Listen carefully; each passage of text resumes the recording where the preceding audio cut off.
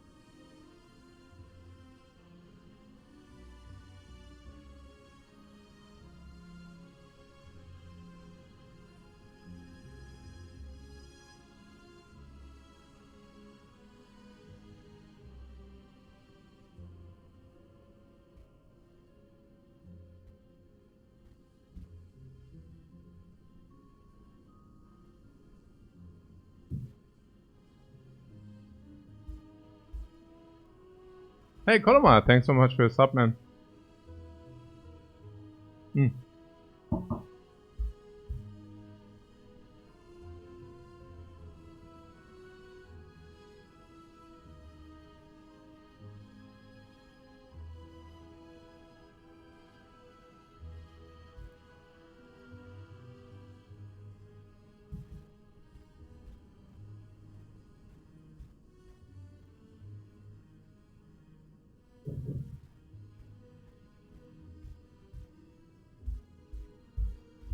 Okay. Hopefully none of you has a variable credit. I know this is like the safe haven from that, but now I just checked like that the European Central Bank increased the credit again, like the interest rate, and it's kind of historically completely crazy. Never have been one time in the history like that. Again, that's crazy. Like for those who don't know, the ECB, the European Central Bank, has like every 1.5 months has a ability to adjust the credit, like to the interest rates. And usually adjusting interest rate means 0.25%. Yeah, that's kind of the max adjustment. Sometimes they can, under very specific circumstances, do more, but 0.25% it usually is max. And that usually doesn't happen very often. You know, like after 1.5 months, they sit together, and let's say 9 out of 10 cases they say, yeah, it's good as is. And yeah, it's very like it happens very rarely that they adjust. And throughout the last year, they basically adjusted every single time. Like every 1.5 months, you have an interest adjustment. Now, to put things into human perspective, human lifespan, human years, the 1.5 month is very, very, very seriously quick. Like, to put things into perspective, if you're, let's say you have an interest of, you have a loan of 300,000, and it's a variable interest, 0.25% would mean, in your case, that you're paying 750 more per year, right? That's like 60 bucks more per month, and I think that is not completely irrelevant for most, right? And if that happens within a 1.5 month span, this is literally no time. Like once you're a grown-up adult and you're like 30, 40 years old, this is not a big time frame, 1.5 months. It's basically nothing, right? And if it gets raised, it's kind of, you have to adjust to that. And if it raises after 1.5 months again, well, you have to adjust quite more. And if it happens like 10 times consecutive in a row, well, that means like 1 year you're there, another year you wake up, and the next year you wake up, you basically pay 500 bucks more per month, you know. It's kind of silly. It's kind of crazy. So I hope most of you don't. Usually also this variable interest rate thing is being swapped over from the US. Usually in Europe you didn't have that much. I mean, of course, at times of a 0% interest rate, which was like kind of prevalent for a long time, you would see that more and more emerging, simply out of the reason that that a variable interest rate would be much, much cheaper in short time sight than a long-term fixed interest loan. So I just hope that most of you don't have that in place, because that would mean that it becomes very expensive at these times. Historically expensive. Okay. In US 30-year fixed is standard. Yeah, I read about it, right? I mean, currently you pay like for 30-year fixed, but it's I mean, variable is also very, very often. I would assume that it also happens quite on a reasonable amount, especially in the investment area. But I know what you're saying. Like, if you would be located in the US and you would look for a 30-year loan at this very moment, you will probably look at around 7% interest rate, maybe 8% if your credit score is bad. For those who don't know, it's very usus, like very common in the US, that you do have something called a credit score, which basically tracks all your transactions, all your past financial transactions, and based on that you will receive offers if you want to take a loan, and that's kind of common in the US because there is this thing that you want to be a homeowner, you want to live in your own home, and if that is the case, you would need to check out, letting your credit score check out, and therefore you will receive offers from different banks, or based a little bit on that. Yeah. Okay, cool. Yeah.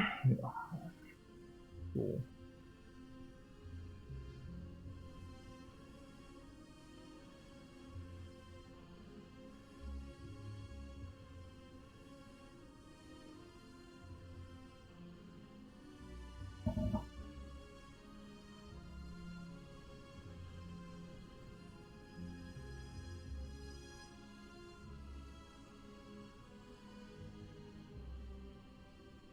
Okay.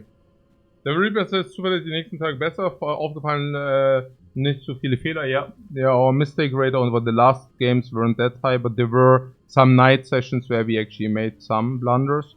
So let's try to get these in line.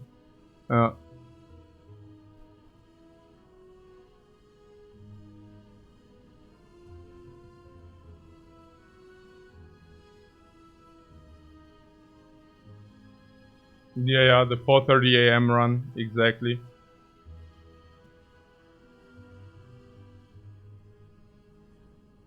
What Cosmic Mayhem asked, when was the last time the housing market wasn't crazy?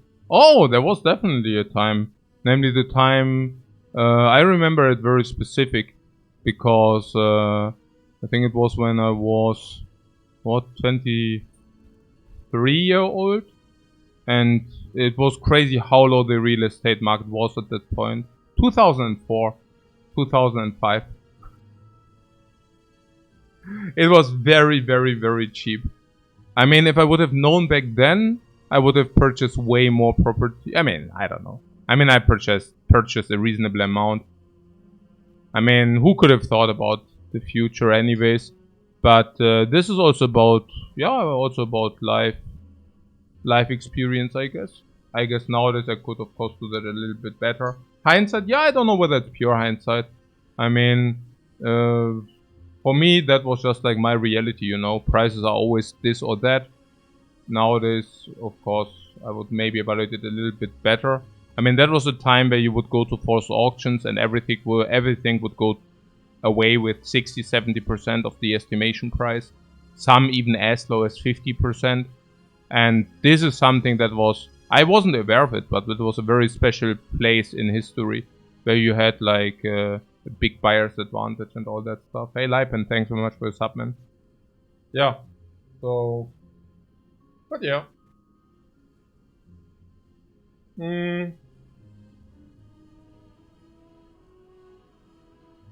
Yeah, it was even clear back then that it was cheap. I would think so. You had very good. I had immediate good returns on my purchases. Like the rent. Like the rent return was amazing. I remember one specific shop I bought for as little as 60k, and I got immediately 6,000 rent a year. So kind of a return, an immediate rent return of 10%, which of course is unheard of, but whatever. So that very same object is nowadays probably $250,000 or 300k, which is just to give you an impression of how crazy it actually developed over the course of the last 2 decades. Also specifically in coordination with the inflation not really being so high, at least pretended not to be so high. I mean, yeah, wonder about that as well. But that's a different story. Yeah, like the idea that there was no inflation or very little inflation over between whatever 2010 and 2020, like that decade. I don't even know whether that is actually true. But yeah, whatever. So, yeah, the Spire.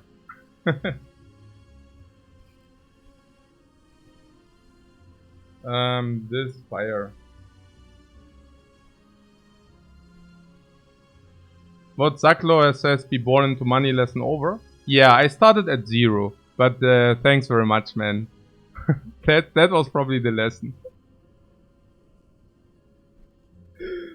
Some people like completely clueless and then just like spitting. Okay, so na gut.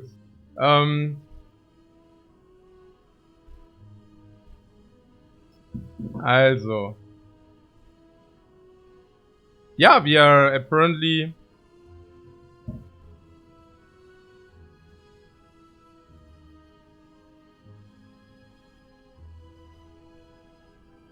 But yeah, I mean, starting with a lot of inheritance was of course a very good way, right? Because if you had a big inheritance, you could actually not lose money in the last 2 decades. So everybody who inherited big time money and are very proud of having even increased that sad money. I think a lot of people will be hit by some surprises in the next decade, because of course in a booming market, like if you did actually lose money in the last 1.5 decades, I mean, I honestly don't even know how you. It didn't matter what asset class you chose, right? It didn't even matter where you invested and how. Like even if you spewed away money by buying overpriced garbage, even then you would net a profit. So yeah, no, yeah. In the last 2 decades, being born into money was specifically good, sure. If you had this position, yeah, okay. So where are we at? Ah yeah, 23. Very nice. Was 23 already? Crazy. I mean, how many days is it ago that we started with the 23? We have spammed so freaking crazy. So we started on the 21st, our journey to the 23, and today is, we are 1 week in. What the hell? What the hell?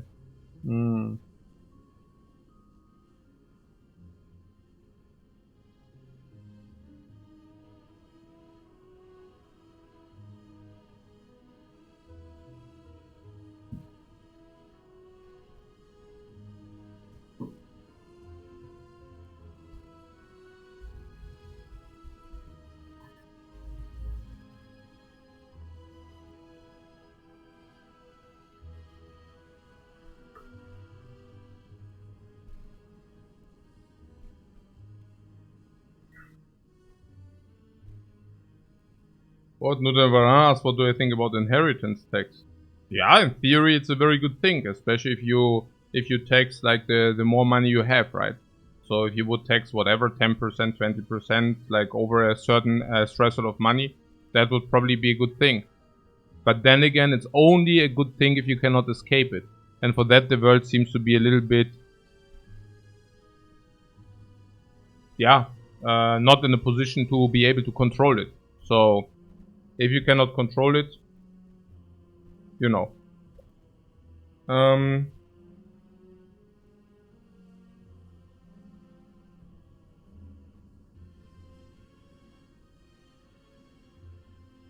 Custard Lemons is kind of insane how much the economic system screws over people without assets though. 100%. Absolutely. Yeah. I mean, nowadays it's specifically interesting. Like one thing which hits me as very interesting is that even some government regulations which should actually help poorer people, like middle class and such, are now basically backfiring completely. I give you one example. Self-owned property, right? So you have like a very, and that might be the biggest tax exemption being prevalent in Europe / Germany and Austria, where I know it exactly. And the tax exemption is that you are not being forced to pay taxes on owned property if you live in it yourself. So usually you would have like a monetary advantage, right? And you would need to tax that. Right? Let's say you have a property, you live in that, and let's say the rent would be 1K per month. Actually, that's a monetary advantage, so you should pay income tax on that, but, or at least capital gain tax, but you are not forced to do so. and that's insane. Yeah, like from a monetary perspective, because that means once you live in your own property, you will be so infinitely better off financially. And that was kind of an idea to give middle class people an opportunity to not fall behind, right? And that kind of worked as long as those were actually affordable. And the moment where property becomes non-affordable to middle class people, as it is at the moment, very much so in the moment, right? I mean, and we are not talking like about a 20-30 square meter flat, I mean, or 300 feet flat. We are talking about a family with 1 or 2 kids, and they cannot live on 30 square meters. So they probably would need to look at something at about, I don't know, 70-80 square meters, and that's simply not affordable. So at that point, the tax exemption completely doesn't make any sense whatsoever. It's rather the opposite, yeah, because suddenly, basically, rich people do benefit from it, while middle class and poorer people cannot benefit from it. Which is, a square meter is like 9 square feet. Yeah, so you just multiply that, and good you are, and there you go. Yeah.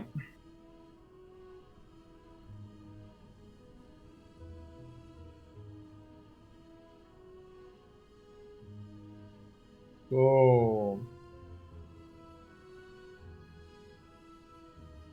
yeah, and with that you are looking at around 600,000 euro or dollars.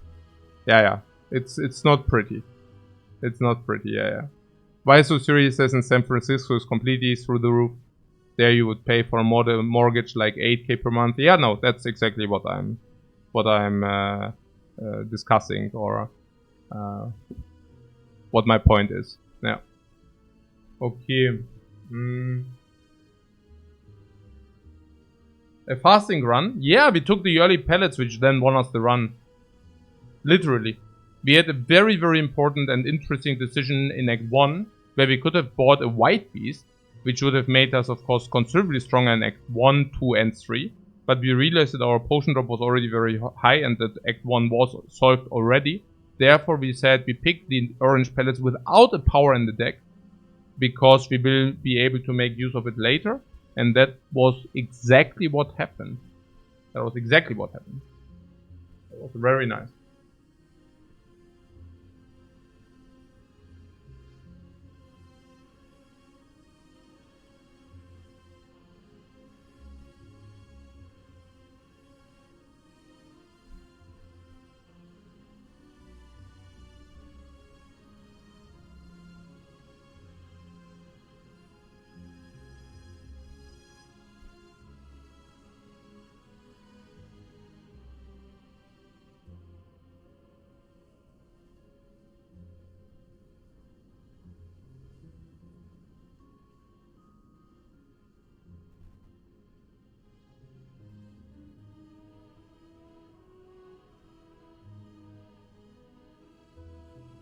Whatever Russo says, I think it will lead to the death of the city as people move to cheaper rural areas and working from home becomes bigger and bigger.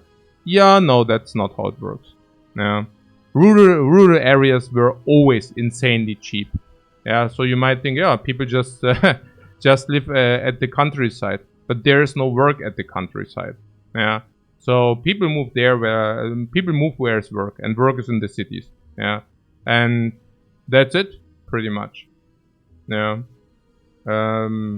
This is so. It's rather, by the way, the opposite tendency.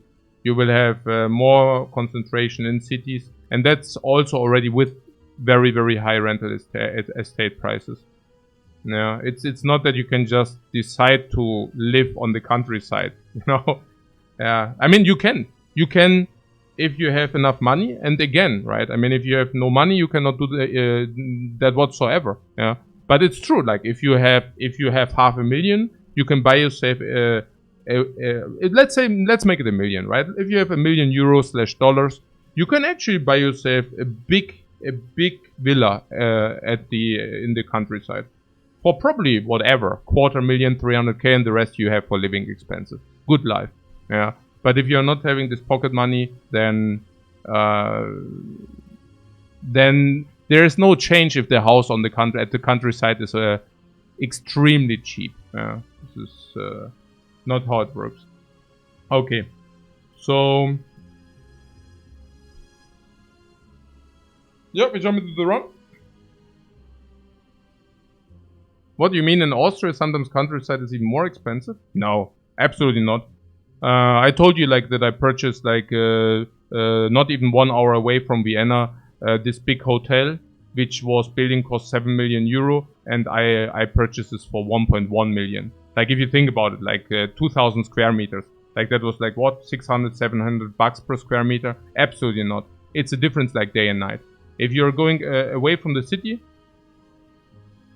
40 minutes, 50 minutes, you're looking at ridiculously low prices. Ridiculously.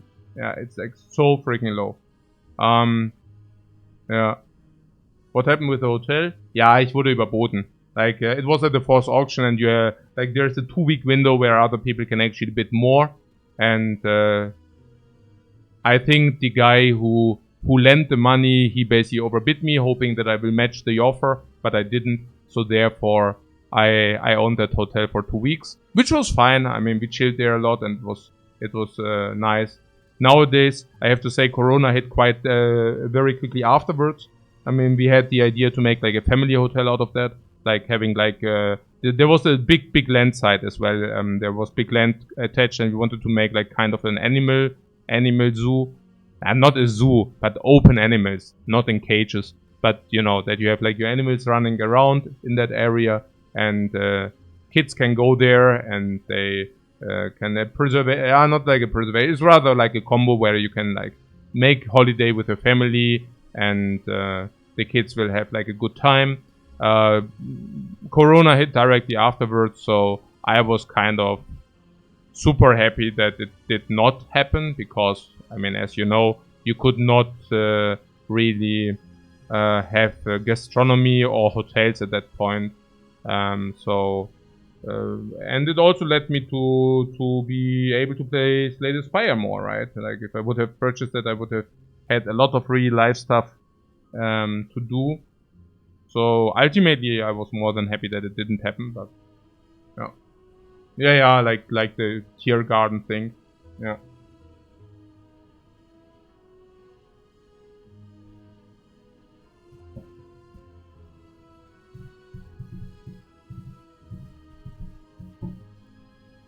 Gut. Naja. Craven says, so the problem is just sit there. No, I mean, if the something like Corona hits and you cannot really do maintenance, I mean, it's a really shitty situation, because of course property devalues if you do not take care of it. So that was pretty cool.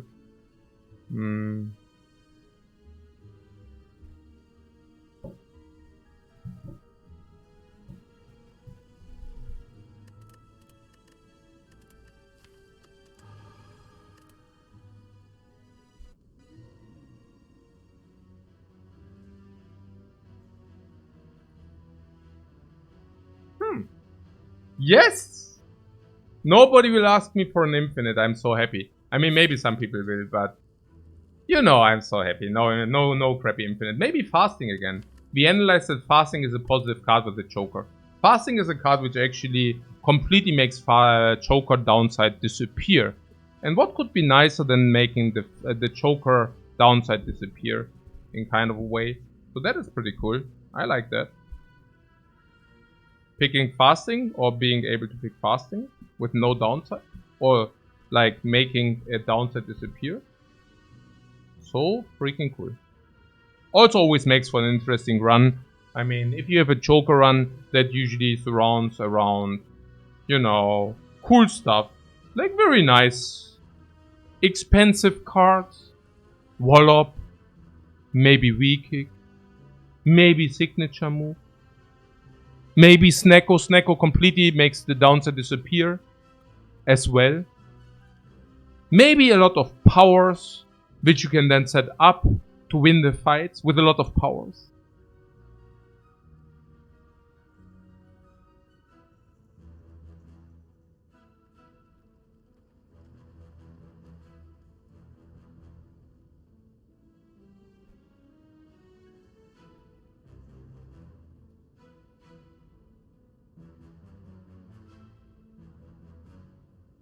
What was with the defect and relic swap? Yeah, defect we have very similar behavior as to the Watcher. We do the relic swap and we always take the very good options. But if there's a big delta between the very good options and the garbage options. The garbage options are around 100 gold usually, while the super premium options are sitting around 180 gold. And then there's pretty much nothing in between. So you have a lot of these good options, 170, 80, 90, 200 gold. Then there comes a lot of nothing, and then you're at 100. And with the defect, we did the boss swap if he didn't get the good options, basically. Very similar to what we do on the Watcher.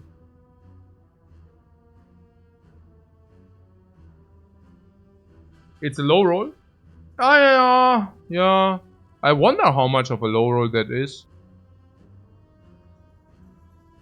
What I'm saying is, okay, if you press the button, it's probably slightly a low roll, but this is still way better than all the garbage options we have, right? So I would much rather like to start with this than having to live with the garbage option. So the click was positive. Like if you tell me I click this and I get the choker, I would always click it over the garbage option. Is that a bad layout? Yeah, I think so, right? So on the left we have Burning Elite, no fire, also not into fire, that's really sad. No deviation option, also very sad. So on the right side we would have the same, but at least not early burning. Early burning can kill you. I really don't like it. It can even kill you with the choker, the early burning. Usually it doesn't, but if you don't find the right cards, it might kill you. And if we go here and we might get killed, not exactly sure. Here there's also something about the deviation. So if we go here and we see, ooha, we are really, really bad, at least we have deviation. I think deviation is very, very good. So let's go here, specifically here. How do we reach this? Either we're through the shop, but if we go here, we don't have deviation. If this takes away gold, this is so freaking bad. So I think this is forced. This is forced, this is forced. And at that point, we can actually make our call.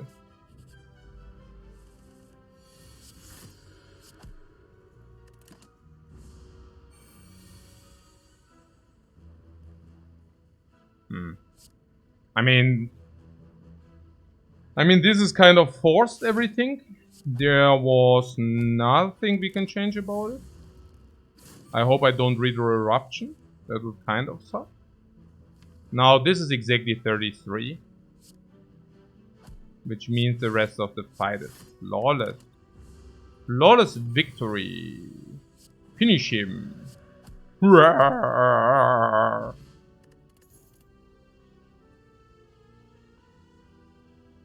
Okay. Cut Through Fate and Fist. Fist is usually 40 gold, Cut Through Fate is usually 60 gold. Does the choker influence? The choker gives us extra energy that is good for the Cut Through Fate. But the not more than 6 card is bad for it. Now the bad comes later, the good comes now.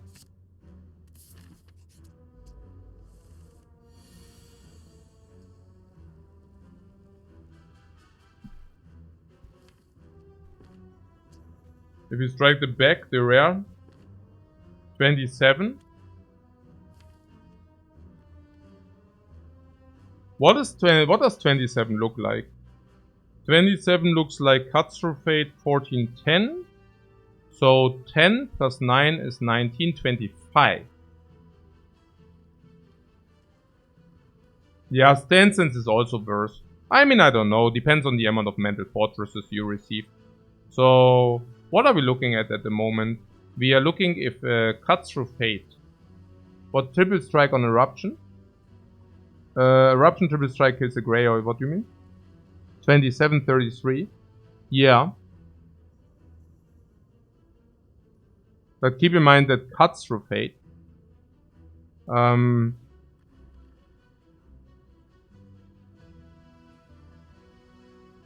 So we cannot kill both, okay?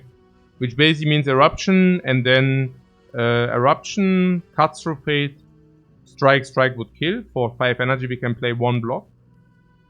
We take 5. For me it's important that we have Eruption every time, because otherwise we take more than 5. How do we do that? Naja, by playing Cut Through Fate into Eruption. And Cut Through Fate unfortunately is only 5. So now we're looking at, if you want to have it guaranteed, we're looking at Cut Through Fate, Eruption, 5, 11, Strike, 28. So, and afterwards the fight is solved, so I don't think that we are looking for more than that.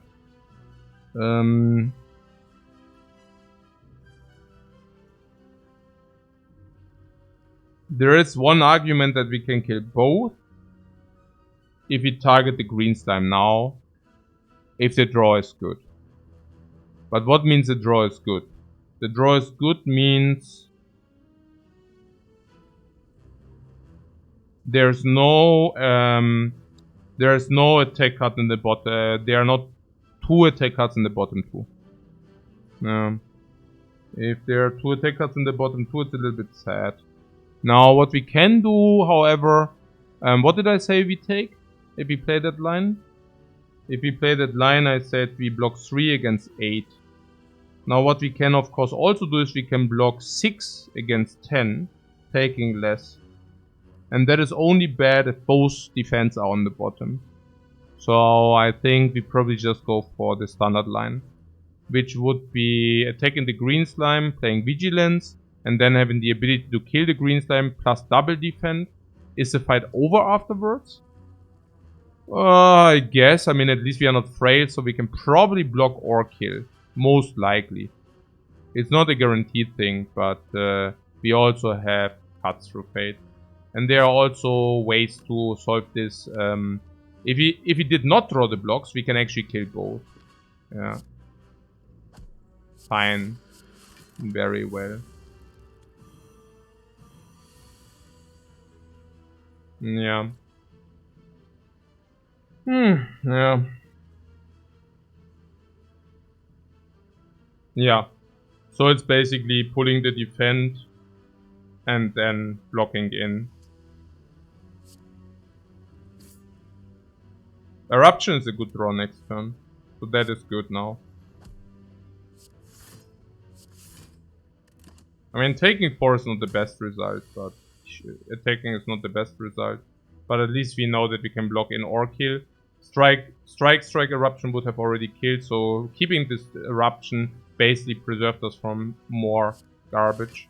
So that's pretty cool. Not only can we block in, but this guy cannot attack next turn, so the fight should be relatively solved at that point. I really don't mind. I mean, we took 4 in total. That is acceptable. Yeah, there would be a fasting. Here it is, yeah, here it is. I mean, yeah, like, yeah. Oh, look at this, coach, there it is.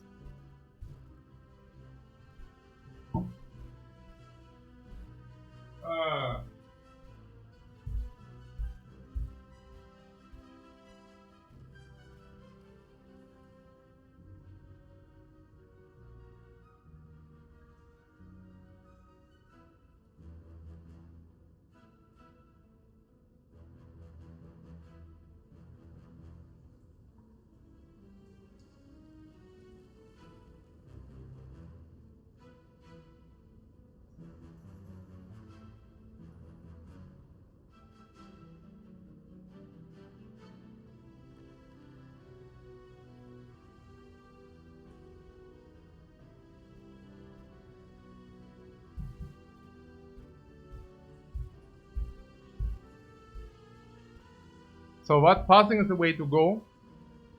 Can we talk about it a little bit? Because usually the passing is quite bad, right? So I heard.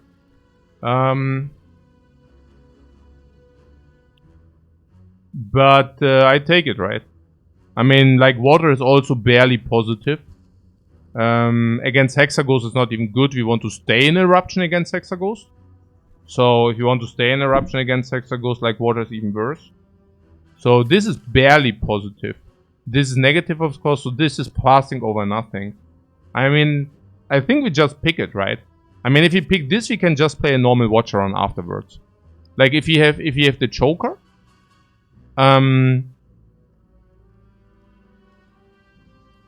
we basically completely negate the downside of the choker. We take fasting and have a clean energy relic. A clean energy relic is insanely good. 700 gold minus the 200 is like a 500 gold pick instead of 150. So yeah, I think so.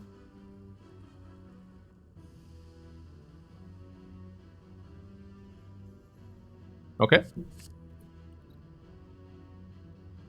Hyper interesting. So now we have to make a call. So we lost 4 in the whole phase. So what 5? Yeah, not a problem. So is there a late shop? There would be. So the question is, do we want to go into this shop? We could go into this shop. There are no common relics to be bought in this shop. There is no shopping relic bought in the shop. Now I'm thinking, how many shopping relics are there? Or was it? Huh? Okay, Rainback. How many shopping relics are there? I forgot the number.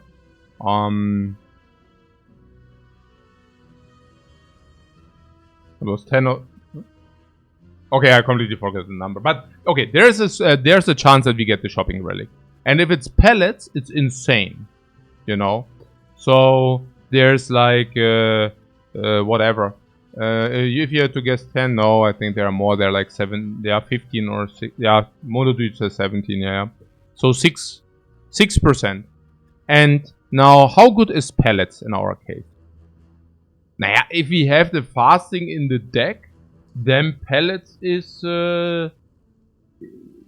insane. It's completely busted, right? So... if we go to that shop, we don't have that 6% for completely busted. I mean, we are talking run defining busted here, right? And 6% is also not like infinitely low. I mean, it's real, right? I mean, we go to 4 shops, and then we have a quarter times we find this crap, you know, which is not crap, but very, very good. So I think I want to take my options, huh? I mean, it's just so good. Yeah, I mean, Spire Run is like a conglomeration of these options. And if one of these options is like filling out lottery tickets with a very good chance to win, like 6% instead of 0.0002%. And if the lottery ticket wins, then we win our run. So, can we do it without going to the shop? Yeah, hallway 3 for 5 speaks for that.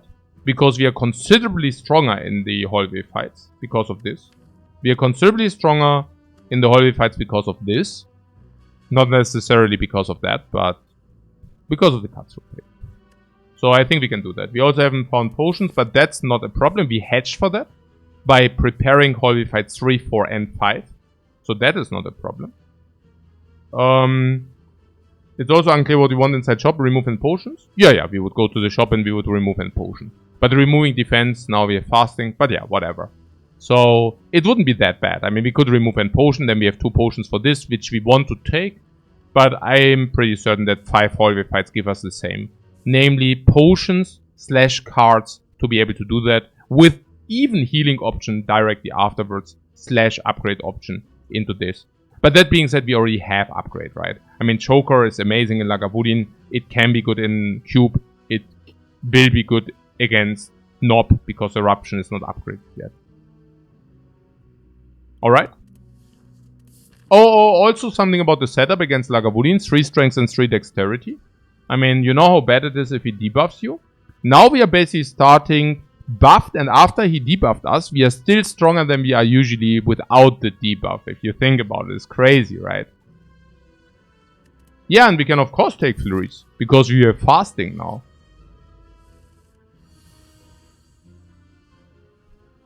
Yo, what?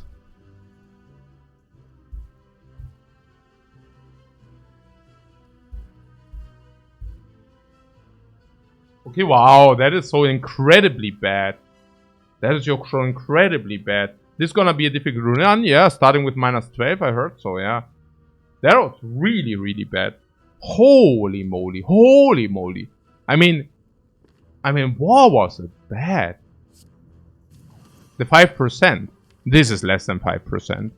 This is less than 5%. This is not even remotely close to 5%.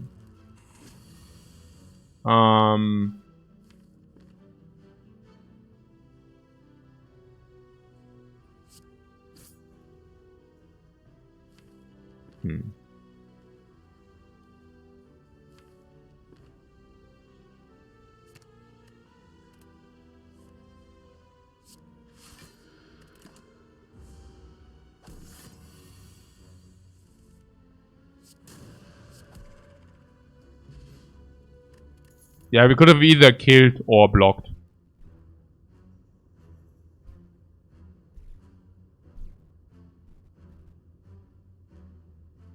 What do you want? Consecrate?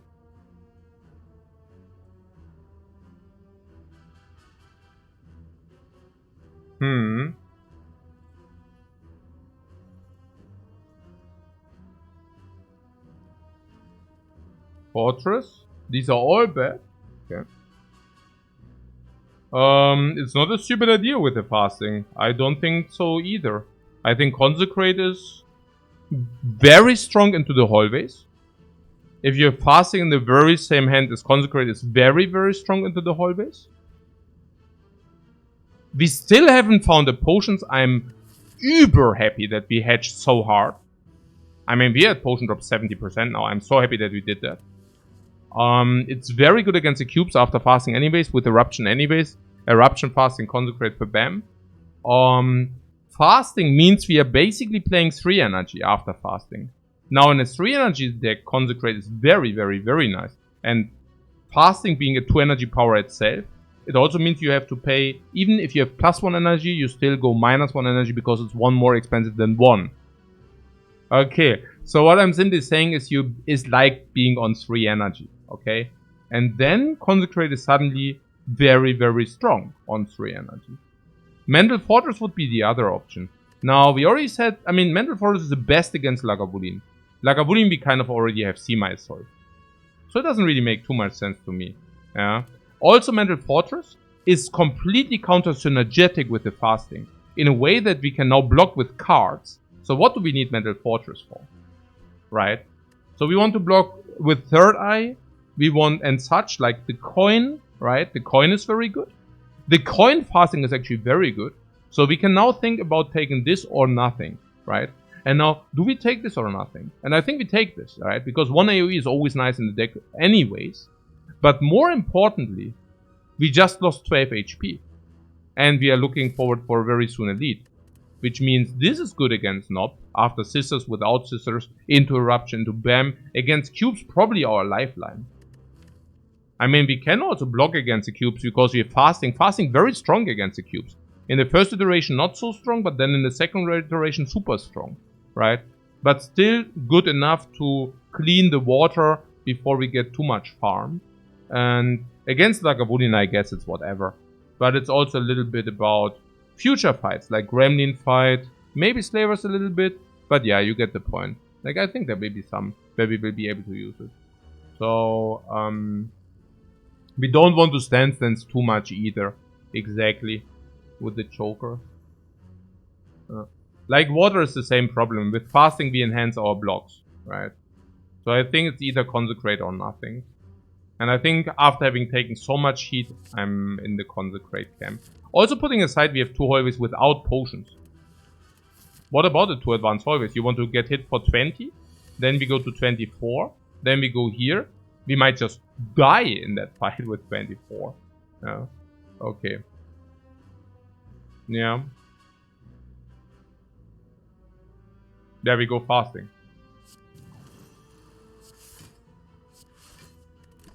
Fasting set up! Yeah, Vigilance is full block. 8 damage. 4. 3.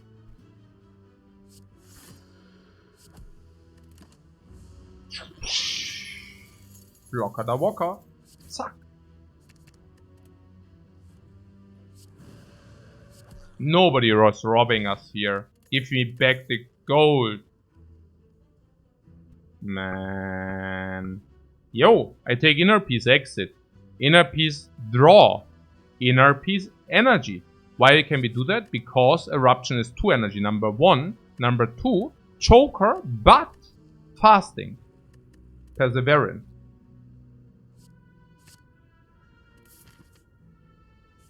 Wait, where are the potions? 14 of... I'm so happy that we hatched the potion drop. I'm so happy! These are the runs, you know? I mean, these are the runs. Just imagine going here, no potion buy, no potion found. No potion found. Like, no potion found. We break... This is crazy, huh? 30% now? 30, so 30, also 12. And then again, oder was? 3.6%. That will probably happen one time in the entire history of these runs. In our entire streak. This might happen one time, you know. So we want that potion, right? Yeah, we want that potion. Hey, he came back with a friend and our hand is complete fresh? Wait, what?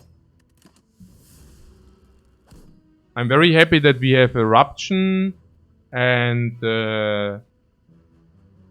also I'm very happy that we have the consecrate specifically.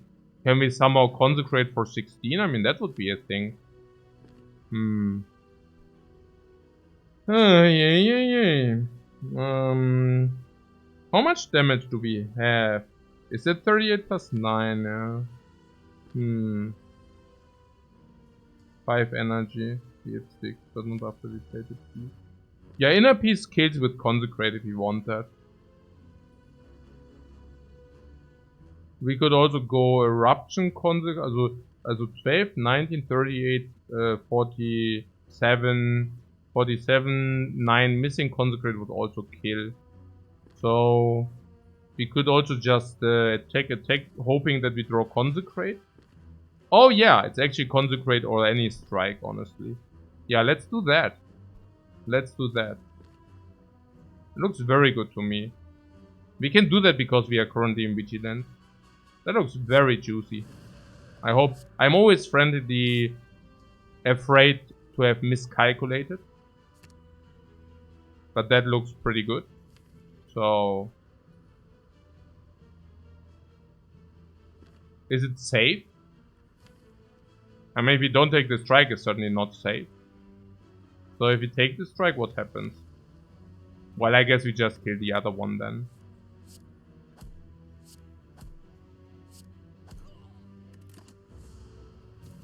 We need 1 damage card. Yeah, or exit or whatever. Shouldn't really matter.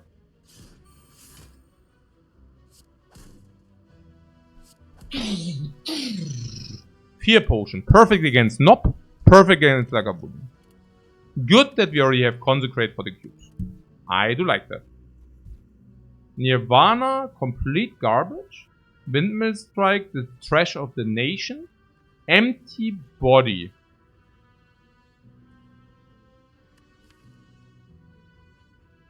Empty body would be okay with 102. This is not exactly 2. It's rather 101.5. It also... I don't know.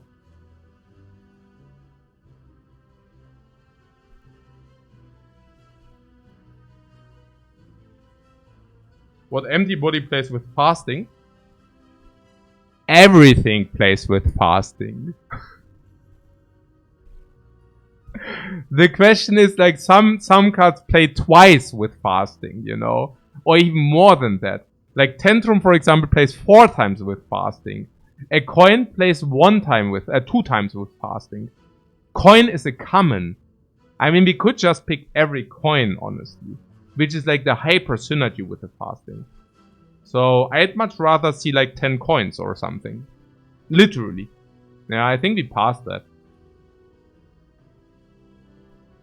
This is not even a calm overlay. Inner Peace doesn't overlay calm.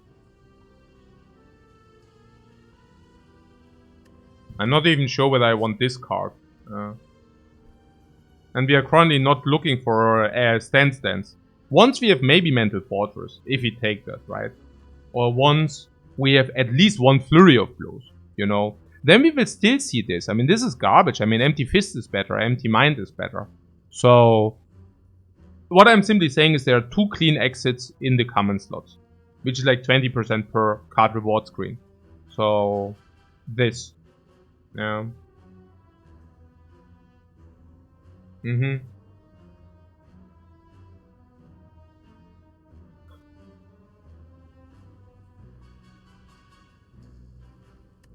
And zero cost very bad with Joker. Yeah, usually yes, but not how we play. It's an empty pick. Yeah, it's an empty pick. But only if we can talk about the elites for a split second. So what is it against the Knob? Against the Knob we have Vulnerable Potion. Vulnerable Potion is a clean solve on the Knob for sure. Even if this is very late. This shall always be able to kill in turn 3. Now, we also have Fasting, and Fasting should be good against Knob. Our damage dealing cards are simply dealing more damage. I'm not afraid of the Knob whatsoever. What about the Lagavulin? Yeah, we set up Fasting and we have a very strong damage fight looking for. It depends on how we set these up, but we not only can we get this 2 extra energy very often, but we can also exit out of this and calm into it again, while simultaneously blocking. Probably full, or nearly full. Leaves the cubes. Against the cubes we have no potion. Luckily we do have the Consecrate. Luckily Inner Peace plays heavy later, and also the +3 Dexterity play heavy later. So I don't think we have problems against any of those.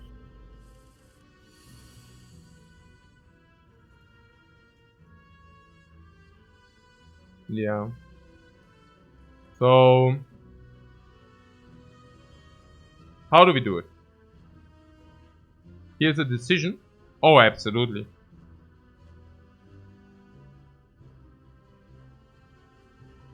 We have 3 decisions.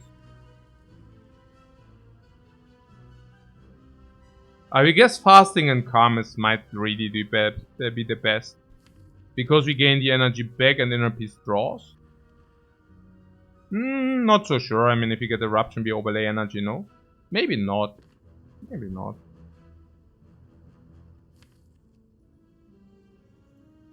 I mean, yes. If you draw Eruption, we draw 1 strike. We can only play 1 strike. Oh yeah, I'm also intuitively going Fasting Vigilant. We also have Clairvoyance. We have 2 things. Number 1, we can still decide on the Fear Potion then, which we cannot if we do this. Number 1. But number 2 is that we have perfect precognition. Yeah. And I like that the most. Also 3 energy. Count the damage? Yeah, we count the damage next turn. That's the thing, right? Why do I have the feeling that we should play Inner Peace?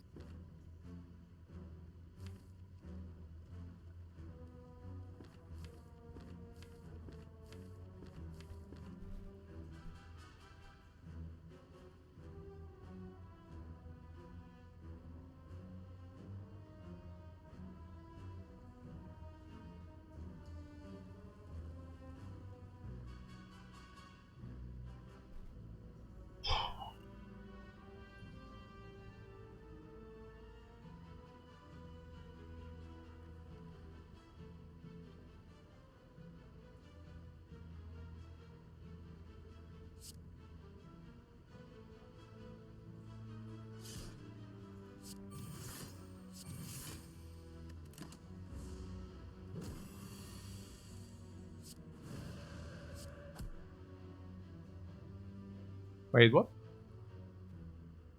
Ah, 3 energy. Yeah, we need the potion. Everything planned. Everything planned. Okay. Yeah, the potion.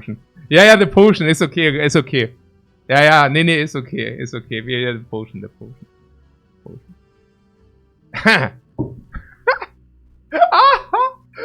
potion. Okay. Woo. Okay. Not fast enough realized that I didn't use the potion. Did you see that I didn't use the potion? Okay. My mind was already completely different somewhere else, man. Huh.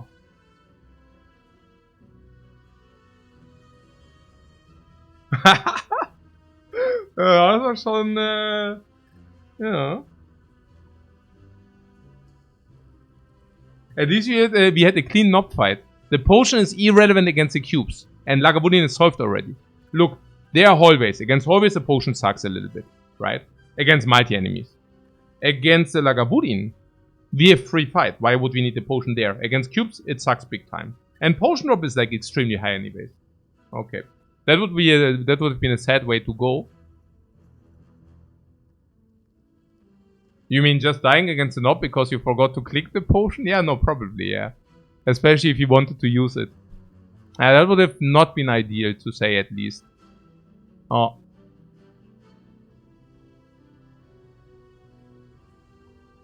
Huh. And the other line had too much risk involved. I mean, if you play block, like inner piece, right? We could have played inner piece. Inner piece, block, but then we take one already. And also, if you block, we cannot really go into eruption. That sucks. Strikes suck because we cannot block end. No, that was good.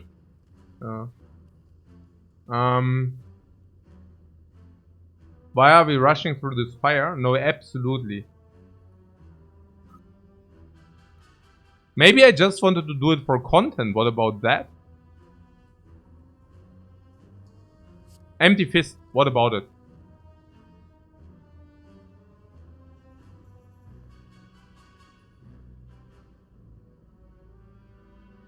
Much better than the empty body, number 1. Number 2, much better upgrade than the empty body. But we need to upgrade the eruption big time. Do we? Maybe.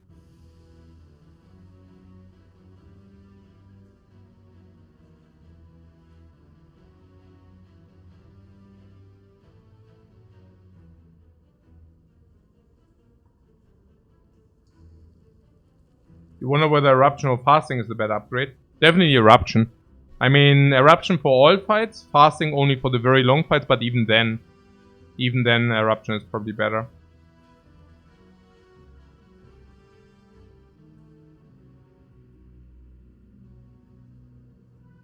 The synergist with Flurry plays less? I'm not sure about that.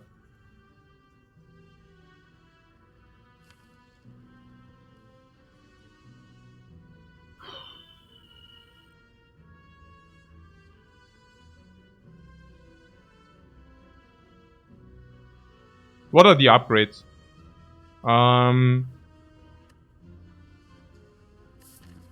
So you're saying you want to upgrade Eruption. But Lagavulin is free. So why would we not upgrade Consecrate?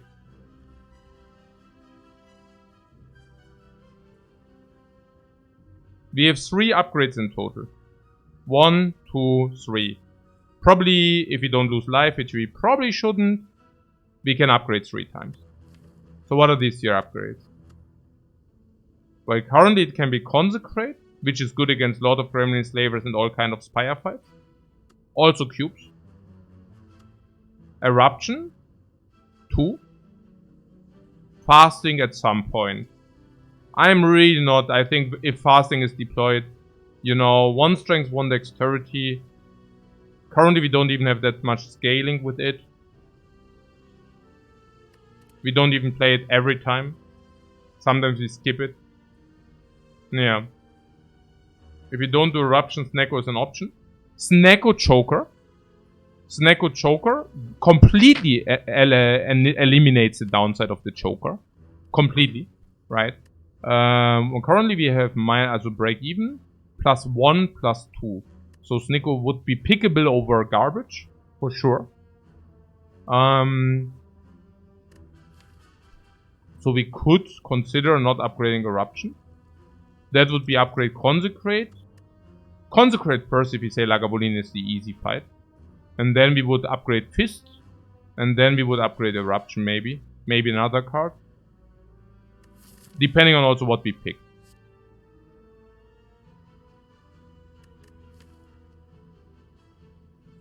I'm not even sure whether the Fist is like much worse than Empty Mind.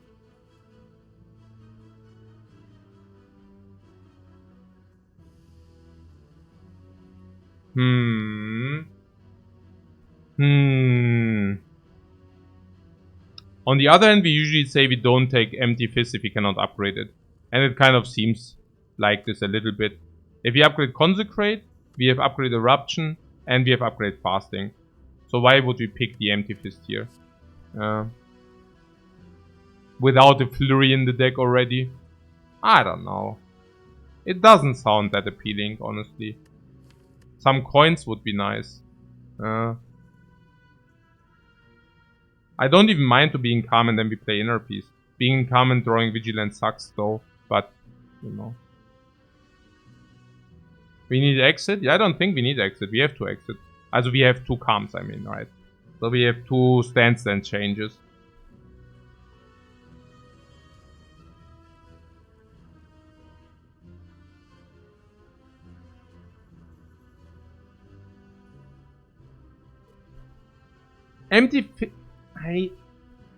If we would have 1 Flurry, it would be a completely different story. But we do not have that Flurry. I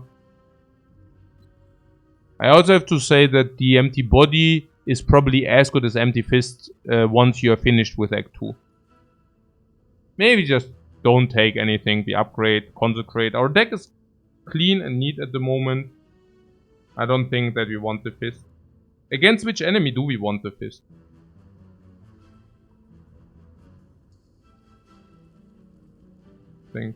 Against cubes we want to stay in calm so that we can draw with Inner Peace. Let's not do it.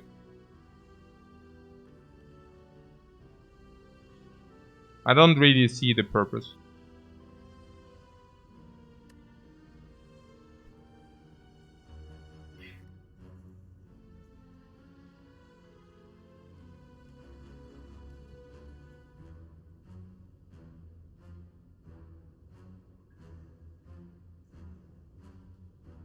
Yeah, it's boss's Hexaghost, yeah. Are we good against Hexaghost? 3 strength, 3 dexterity, say yes.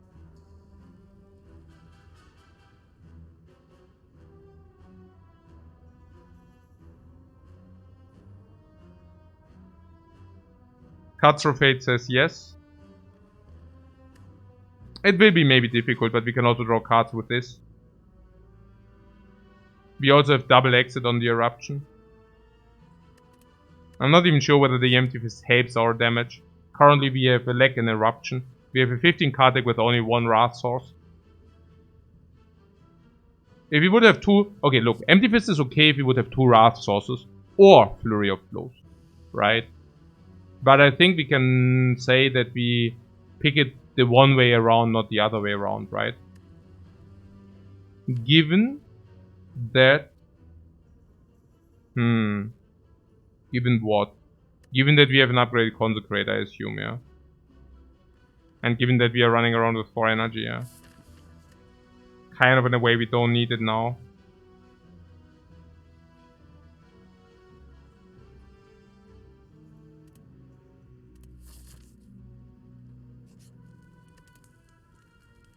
Yeah, also definitely not upgrading Eruption. We go into the next fight with 2 extra energy.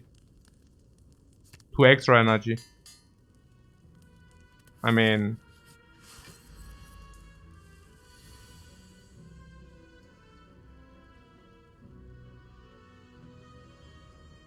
Huh. I mean, that's actually...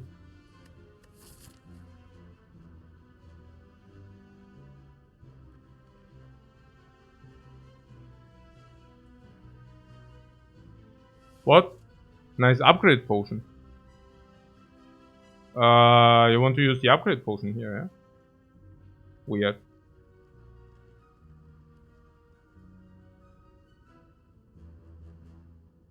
Also, kidding. Also, we can open here. It looks like a very good open. It's our only Wrath source. Of course, we open this. We draw into Vigilance and Defense. That's amazing. So, I'm thinking even using Inner Peace. It's sad for fasting. No, we play fasting. Why is it so sad? Matter of fact, we can even draw into fasting, right?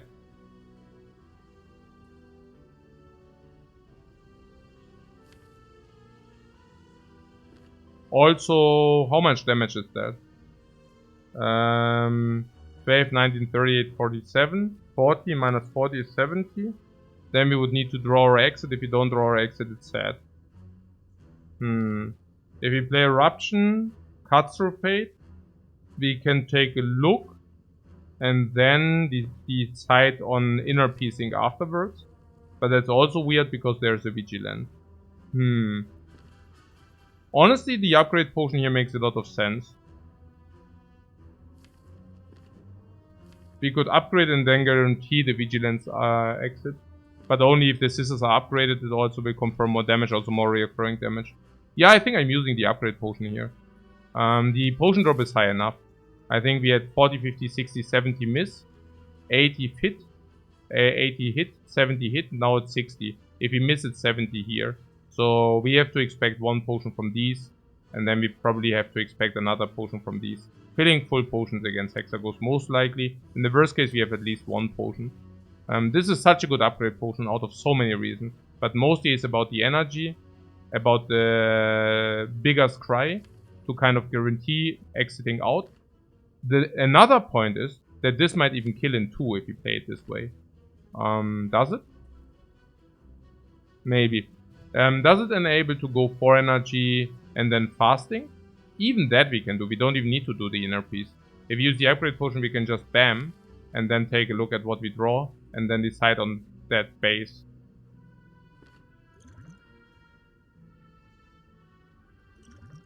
No, we don't even need it against the cubes, no.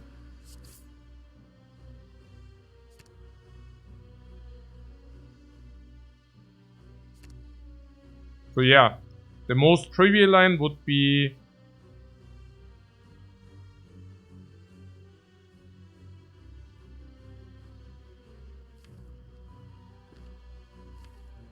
skipping this. Naja, this is 16 damage. Why do you want to skip it? 36 plus 16 is 52, bringing this guy to 42. On 42, we can basically Eruption and kill. Why do you want to skip this? To draw a defend and to not deal 16? Most of these hands do not deal 16. I want 16 and then to kill in the redraw with the Eruption if possible. Is that not true?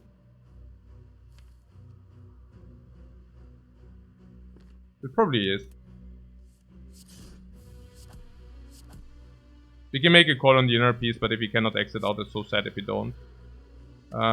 Did we just get choked?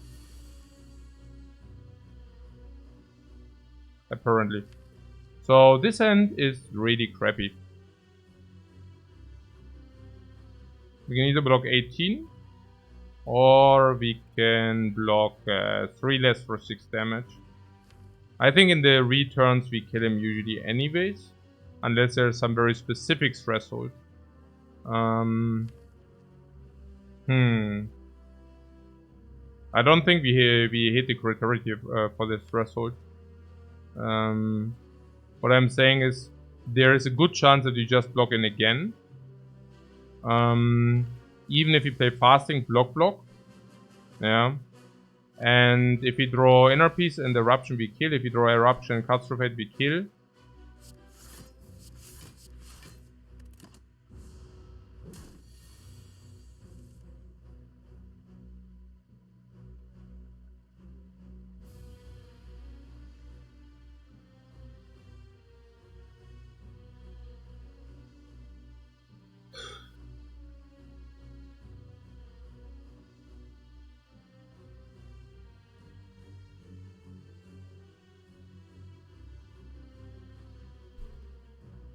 What we cut? Why? The difficulty. Okay. And for 18 missing, can we find 18? Not really. Okay. And if we find eruption, do we kill anyways or what? Yeah. Yeah.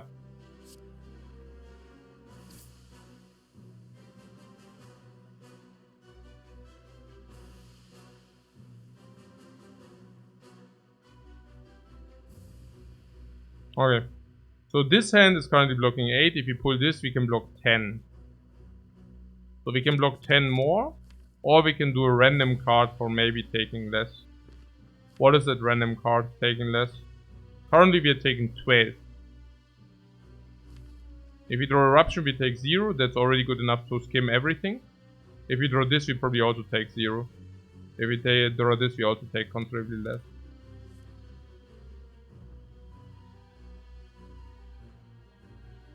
It's a very, very sad story. Very, very sad. So how much did he take in this fight now?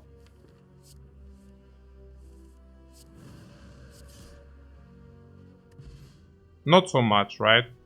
2 plus 12, 14. Nothing. The potion came back. So we invested 14. For that we get the Tiny Topper. Yeah, that will pay itself very quickly. 2 potions, then we have a point of Tiny Topper extra. There would be a Tantrum. A Tantrum with a Fasting. Tantrum with the Wrath Source? Tantrum, Tantrum. Tantrum this, Tantrum that. Tantrum also upgrade. Tantrum. I'm so happy about it. Chucks. But I guess we take them because of fasting.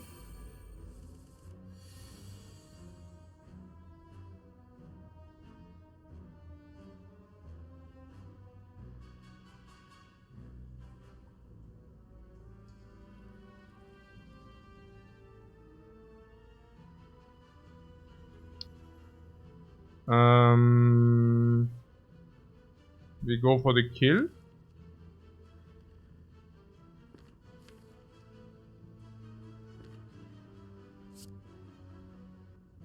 What Vigilance Inner Peace? Vigilance Inner Peace. Yeah, that's also a possible line.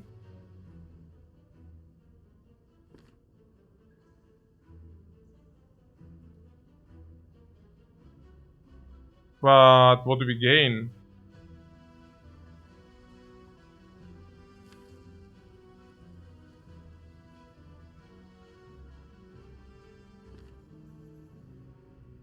The other line would be to basically end in calm. Is it better to be in calm or is it better to have drawn 3 cards one time? In calm, triple defend is still blocked. Fasting, block is blocked. Any eruption blocks. We have 2 of that in the hand. I think both lines do solve. I think it doesn't matter really what we do.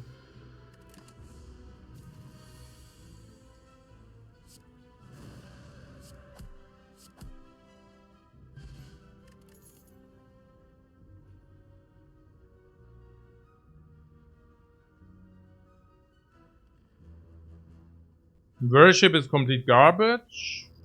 Because it's garbage.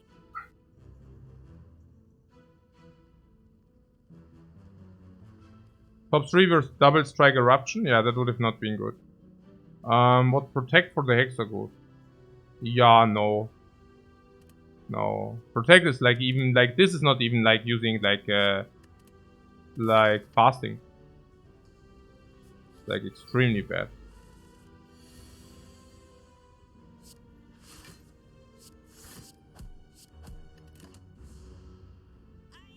Receive reality, coins, anything. Yeah. Receive reality, super, coins is good.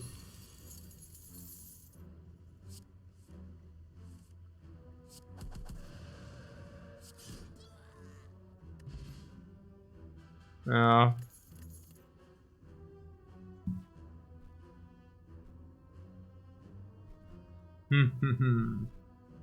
Yeah. Interesting. Yeah, interesting. I also take a short break.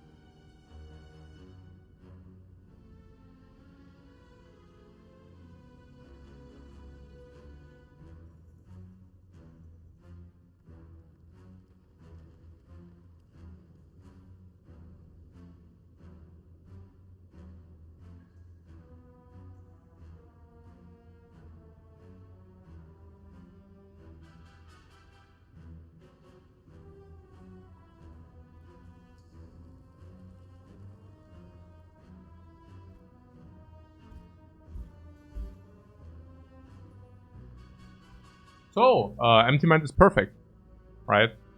Empty Mind is exactly what we want. And Weave is weird. I don't mind a Weave in the deck. / one Flurry of Blows. It's either or. And we can take it at any point of our wishing, right? So, but what we cannot do is like one Weave, one Flurry, then maybe another Flurry. It won't work. We have the Choker. We still get choked sometimes. Yeah. So I will take the Weave or the Flurry one time, but that's about it. Maybe not even that. Depends on whether we find more energy and such. The Meditate will probably come back again, and if it doesn't, it doesn't. So be it. It will be so bad in this act, next act. And Tantrum is also exactly what we need for the damage, and Exit does help very much. We cannot Meditate Tantrum. And Empty Mind is just about perfect. What I'm getting at is that we have our deck complete, right? I mean, this is the damage deal. We still need a blocking solution. We will probably find one at some point. We already have a little bit of sustain. And that's about it. Also Snecko. What about Snecko? Currently, I think we are a little bit off Snecko. Currently +2 though. So we will probably still pick Snecko over complete garbage. But not as a priority option. Probably Coffee Dripper over Snecko for sure. Hey Twice, thanks so much for your sub. I think it's just this as damage solution, so we upgrade something different. We can upgrade Fasting or Tantrum.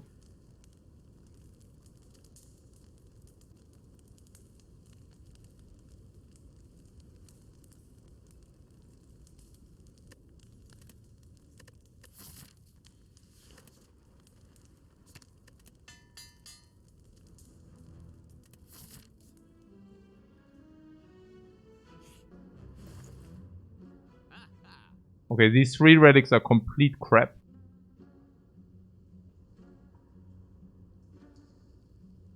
I calculate the snack on a base of 1, because you get the card draw as well, so the base is 1. This is not a pallet, but you take the Halt on sale. You take the Halt as a blocking option.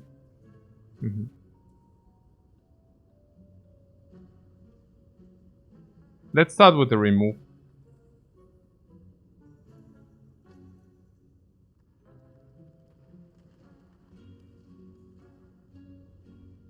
So I watched this for hours, but never played this game. You should play this game, it's very nice. Hide with Fasting makes a lot of sense as well. Yeah, I take the Hide. We also have triple Eruption or double Eruption, whatever, 2.5 Eruption. So Hide will definitely massively perform. So Snecko's off the table, we can now also upgrade Eruption, because Eruption Hide does play. Second Tantrum with the Fasting, never.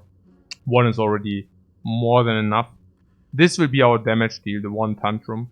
I definitely do not spend more gold on another. Remove 1 thing. What is the thing we remove? Do we take bites? Nah, with the 20 Thopter already. Rather not.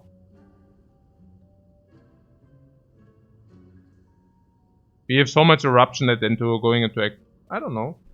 I mean, Strikes will fall off. Even Talk to the End is not a priority pick. I think we could already start removing Strikes. Why?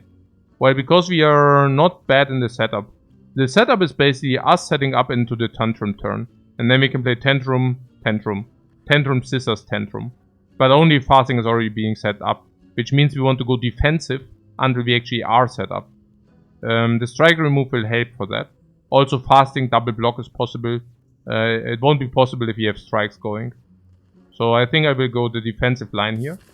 And because we are in defensive deck, ultimately. And we'll remove this Strike. So we can purchase a potion if you want. Yeah, but a little bit expensive, a little bit steep. We might even find another potion. I don't think we have problems with the hallway.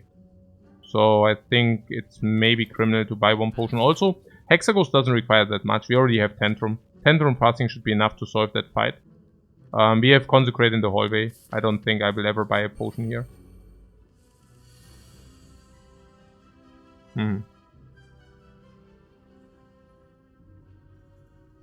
Yeah.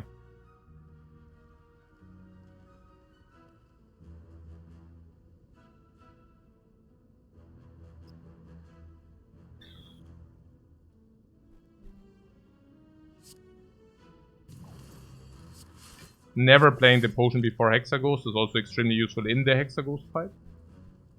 We can now take either nothing in this turn or 8, which would bring us to perfect Hexaghost HP and would also solve the fight as a collateral. Also having Tantrum in the redraw. Take 8 and solve seems nice to me. Yeah.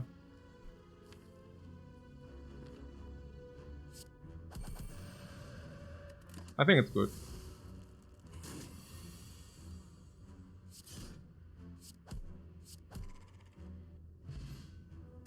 No potion.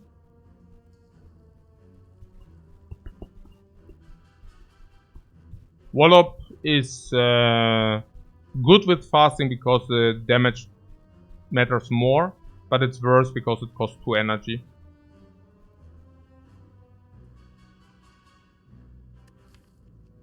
The Hexaghost attacks in 12 damage increments, so for each 12 life he attacks harder.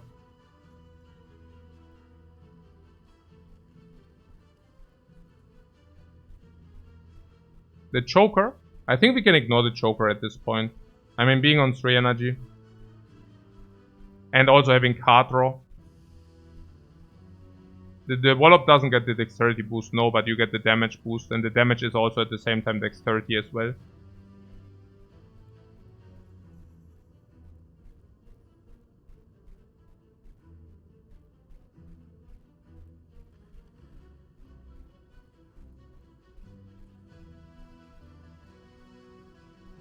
The Wallop does also play with the rest side relic for whatever that's worth. I don't think that we necessarily need it. Especially after fasting it becomes kind of tricky.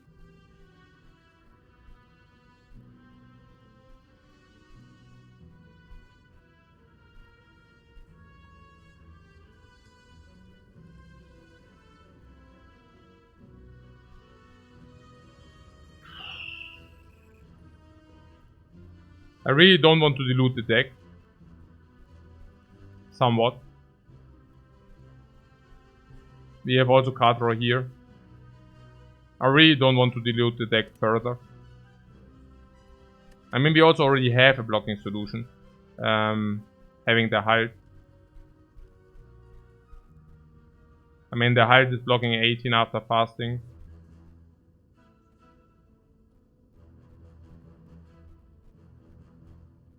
Intuitively, I would think I don't want it.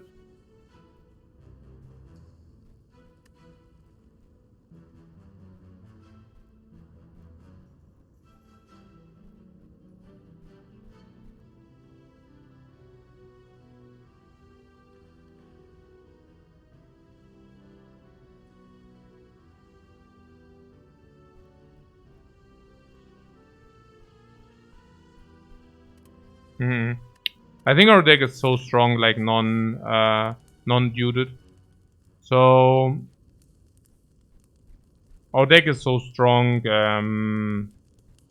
because our cards do upgrade. Okay, look, we have the goal to remove another strike in the shop. That's very clear. We might even remove 2 strikes. So what then? At that point, we have super upgrade, super duper, omega hyper. This also better than Wallop. Now, this is way better than Wallop. These are probably better because utility, so it's only about the 4 defense. And the damage deal is the Tantrum, so I wouldn't really know. Okay, I want to make the fastest upgrade. What is the fastest upgrade here? Is it Eruption? I mean, if you play Empty Mind, we already draw enough cards, I feel. If you play Inner Peace anyway. It could just be Eruption, honestly. I'm a little bit off this Neko thing.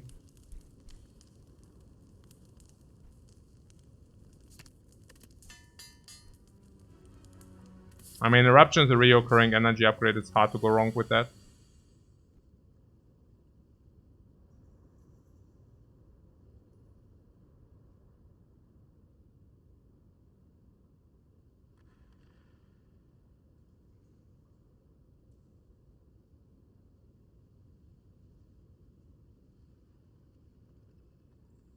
What?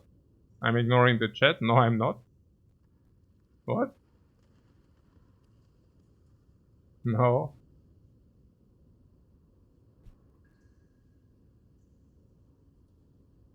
You want to draw with inner peace? Hmm.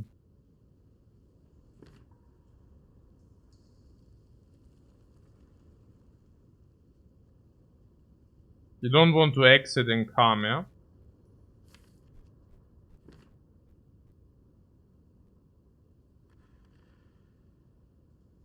Maybe not, we are losing a lot of damage if we do that. And it's not, it depends on the cards we get, whether... We could just stay in calm if we see certain things.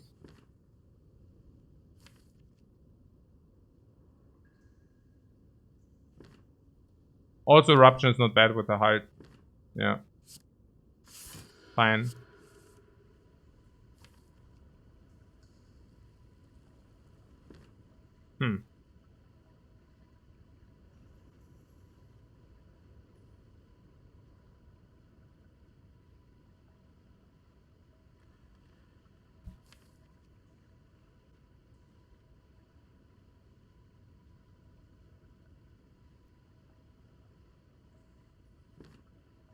But that changes things. Does it?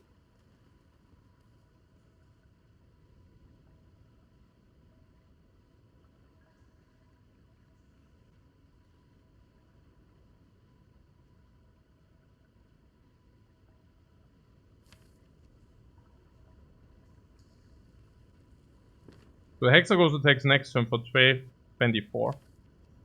24. And height is already blocking 24.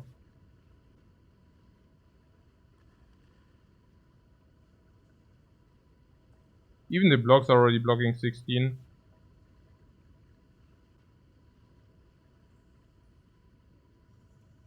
We have 4 what?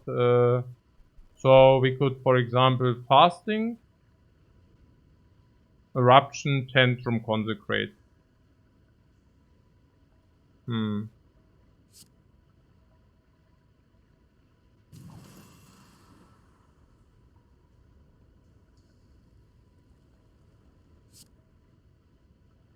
Okay, I just say the obvious and then we can still decide, okay? So this is the obvious. And now we can decide on this empty mind thing.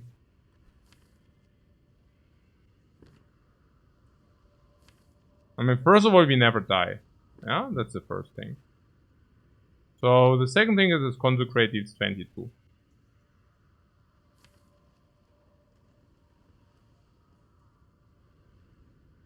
We have like 75% draw height anyways.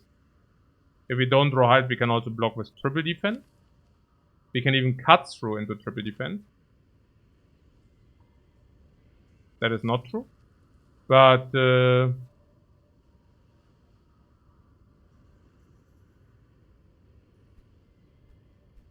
it's still 16. So minimum block is 16, we take 8.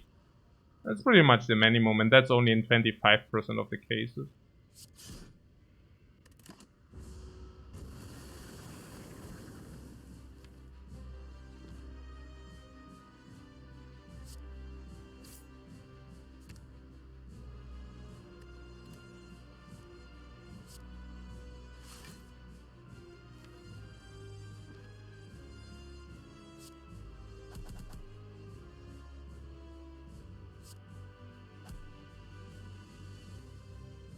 So we can either deal 18 damage, or we can block 6.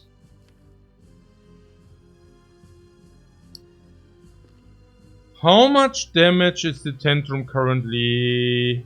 It's like 24. 48, yeah? Every time we play Tantrum it's 48. Okay. 48 plus 18, 66. So that is not a threshold. Yeah, if it's not a threshold, I would rather like to probably play defense, I guess.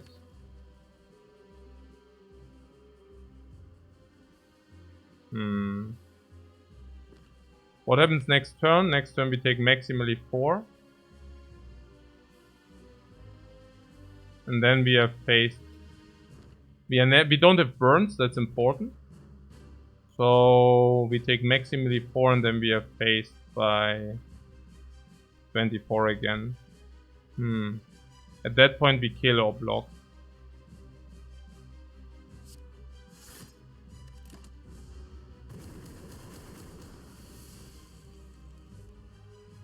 Ah, that's a little bit unfortunate, it would have killed.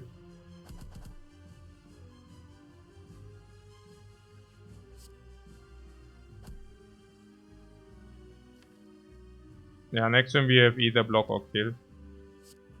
I mean, this is still better than having taken just the damage, so whatever.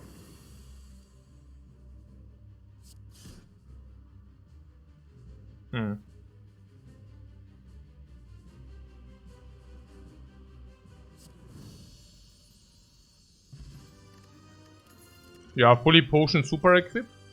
Hyper Omega Thornithopter. Not that many relics because only 2 elites, unfortunately. This is also trash.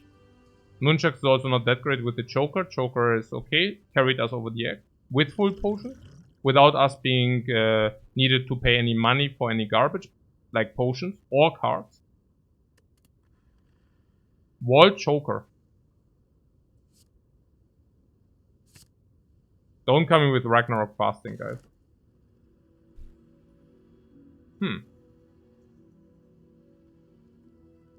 Oh, yeah, interesting. Boy. Schon difficult everything. So what are our options here? Pyramid. Because we have sustain. So you're saying this prevents upgrades. And we have upgrades still. Fasting, not bad. Halt, not bad. Vault, not bad. So we still have not bad upgrades. And if we would take the Fusion Hammer, that would prevent those upgrades. And having some sustain already, it makes this worse. Not worse enough to take this as the downside. So they are both same level. Probably around 450 each. And now you're saying the Pyramid is better than that. Why? Because we can loop the Tantrum, that's probably the biggest reason. Because we still don't have Overdraw, which is nice. Because we can stand since when we want. We can fill the hand with this. And ultimately there's also Halt. We probably also already have a little bit more energy.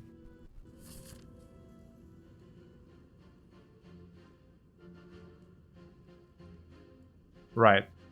So we want to max out the elites. This is Consecrate Plus. Happy that we have it. So I'm looking for 3 elites. And the only way to take 3 elites would be on the very left path. With shop here and shop here. But if we go to this shop, we are forced into this shop. So probably rather this. Right? Yeah. Then we have some fires and some question marks later. We are feeling strong. Because we are. I mean, we have this extra energy per turn. Good that we haven't removed the defense. Because we go quite defensive. Here, for example. Right? So, quite happy how things are. So, this is probably an upgrade potion. We can upgrade for 20. But I should get the modded color codes the hallway fights. Definitely.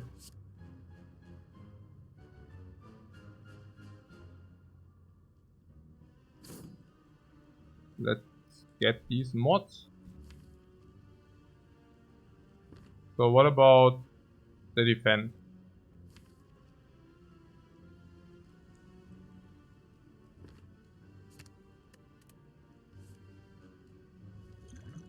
I mean, I guess I could have upgraded. No, wasn't possible. Upgrade potion here is master, right? That's clear. I mean, not only do we gain 5 HP, but we might overlay a potion, and that was a very, very good upgrade potion, which also immediately saved us a lot of HP.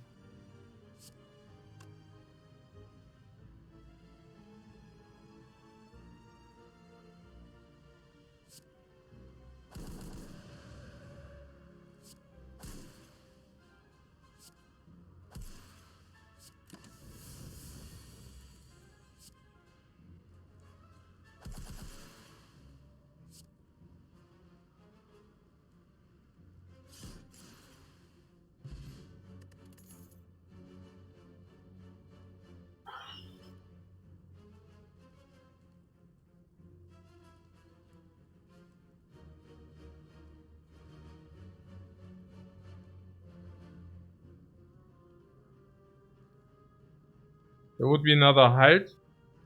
In coordination with the pyramid, I think it's okay to take another one.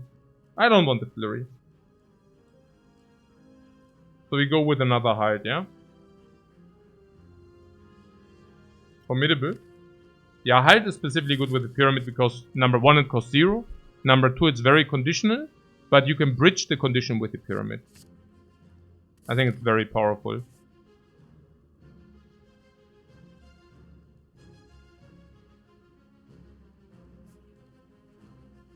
We want to go to 1 shop, right? Not to 2.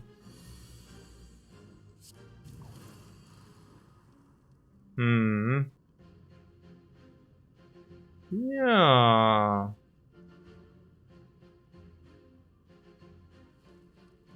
This I'm not really sure about. Maybe like this? I mean, the vigilance can still block in cases like this, for example. Yeah, good that we kept it. Very nice.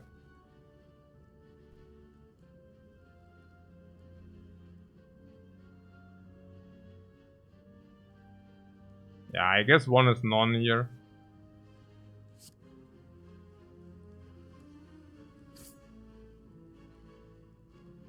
The inner piece.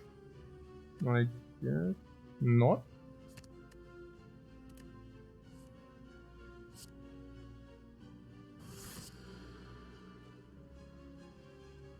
Yeah, consecrate replaces for 1 more card. Can we do that?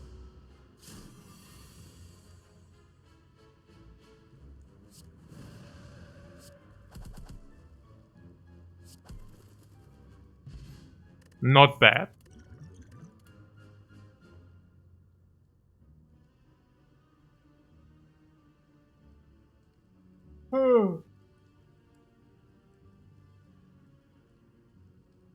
Rushdown.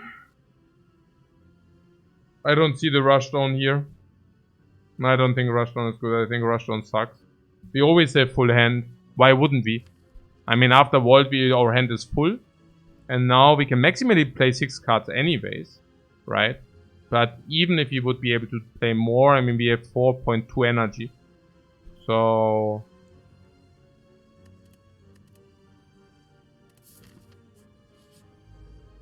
yeah, the consecrate plays full. I like that.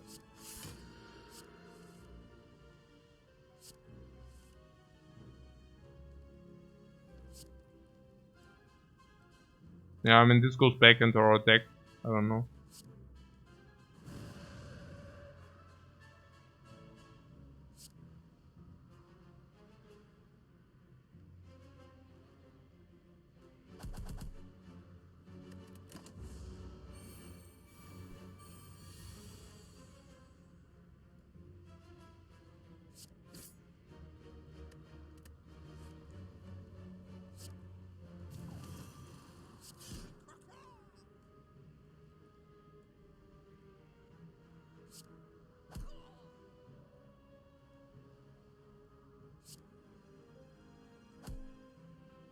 Oh. For a split second I thought I had 1 more energy. I really need to get used to the choker. To the fasting, I know, it actually wasn't about the fasting. I don't know what I thought.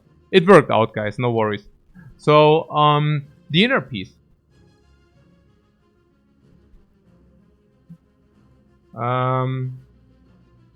Moloney says, what? I turned off notification for every other channel you watch. I will get now only get the notification when you are live, so you don't miss any more of the streak. That was a very, very good move. I would recommend that to everybody here. Okay. The consecrate, yeah, because I wanted to play consecrate with the Ra. What about the inner piece? The inner piece for card draw is stupid with the pyramid. So it's exactly for the energy, which you probably don't want. Right? I mean, how is it currently? 2.5 Ra? 1 exit, perfect for 2.5 Ra. And then like 2 calm. So it would make sense for the energy. If you tell me that we want the energy. Not exactly sure whether we do. Yeah. The value of the second inner piece is greatly diminished with the Joker. Yeah, I think so too.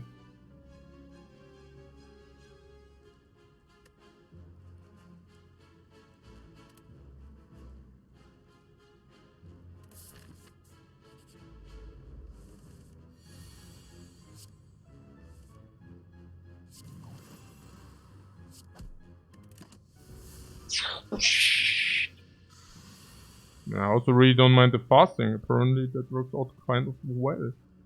Oh, what is that garbage? Yeah, 36 is a little bit deep. 36 is really a little bit steep. I mean, even if you block 18, 18, 26. I don't want to. I think if you just say...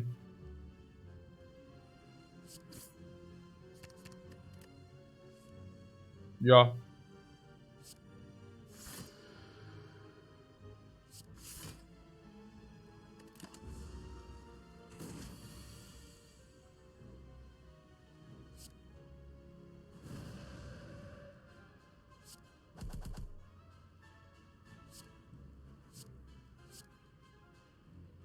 Now we could set up the nunchuck one time.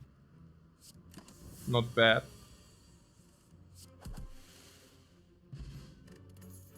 Yeah, explosive or strength. Strength is better, right? Not so sure, but because of Tantrum probably.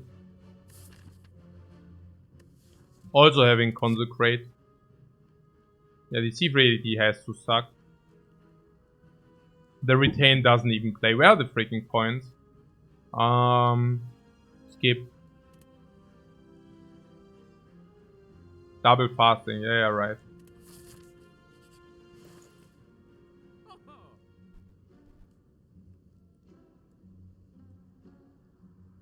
Also Mummified Hand for the powers. 1 power. 1 power means Mummified Hand. Even with 2 is still not good enough. Bag of Prep seems nice.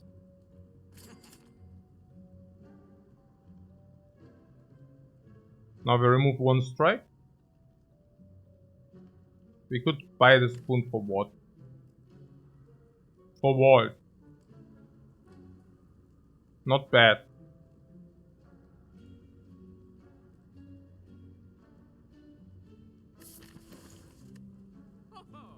Spoon for Vault.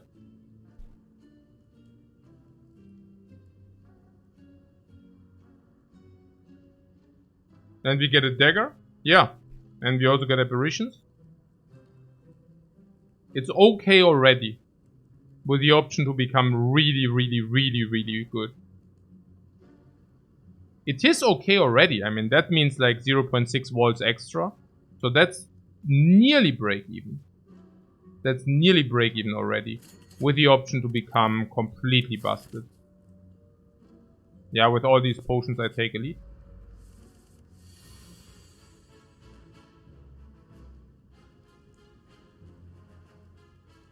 Yeah, 0.6, 0.7 depends on what you assign.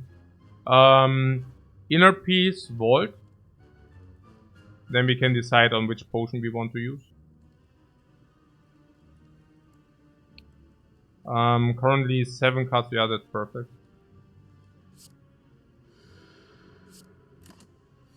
EV is 2 times.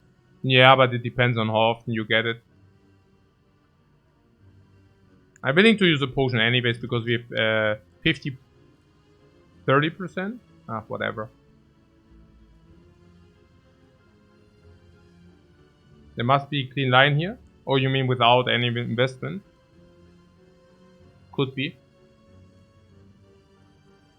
Gotta find it. Yeah, let's find it. So Tantrum is 6 times 4. 24. This is another 60, means 40. 40 is good, because then we can kill with 1.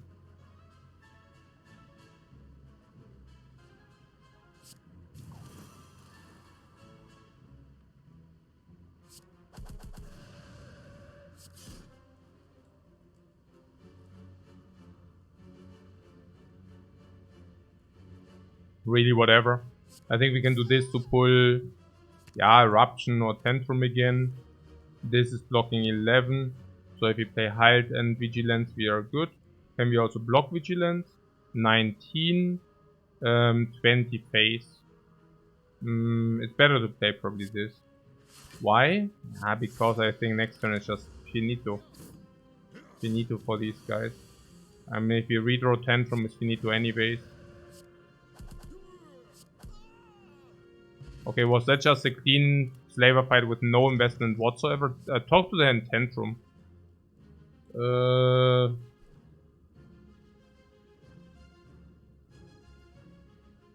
I mean, I guess. What, with a spoon? Oh, with a spoon. Oh. Yeah.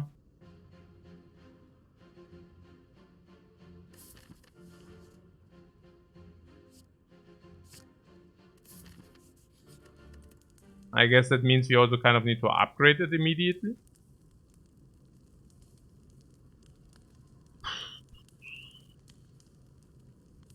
Or the Vault. Yeah, Vault is also okay. Yeah, I can also upgrade Vault, sure. I mean, if you duplicate something, it will be Vault. So if you go into a shop, you duplicate Vault. Vault is like 200 gold. If you upgrade, it's 300. With the spoon, 400. So of course we would do that. So here.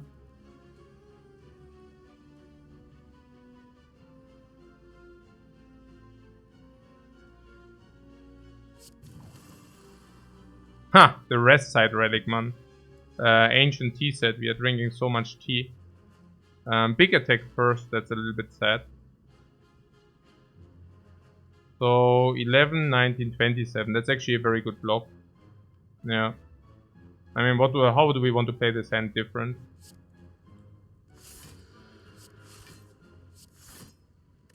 What here it might be good strength potion. Yeah, probably. I like it. Ah yeah. Because we simply don't know exactly, so it makes a lot of sense. Even just only for the heal.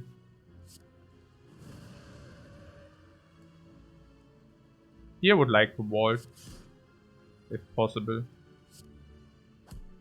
So strike and vault.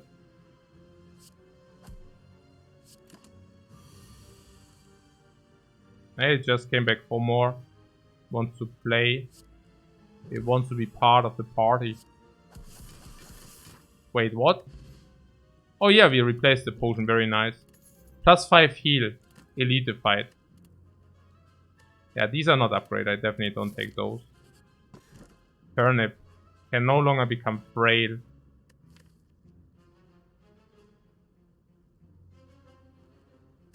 Yeah? What not?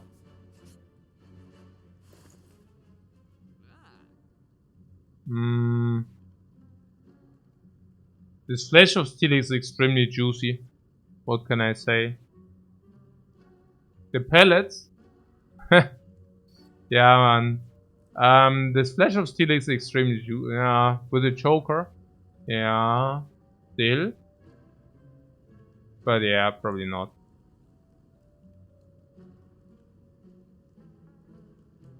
Yeah, let's remove a strike. Strikes are bad, so I heard. Even with the talk to the hand.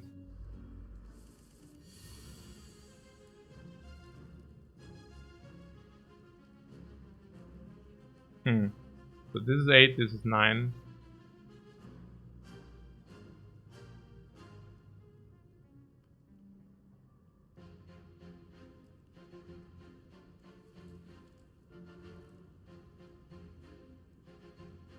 Sad hand. Yeah, but it's a very good upgrade dude, right? So we could go Eruption, Halt. Yeah, I do that. I think it's just a very juicy upgrade potion, so why not? So Halt happens. Inner pieces happen. How much do these attack? 13, 27, 34. So we need to block 2 times.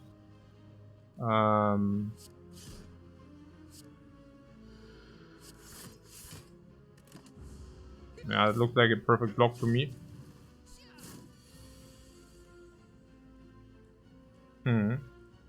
Yeah, I mean...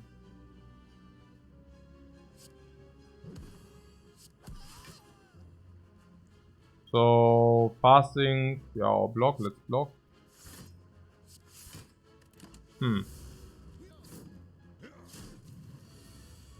Yeah, those weren't that great.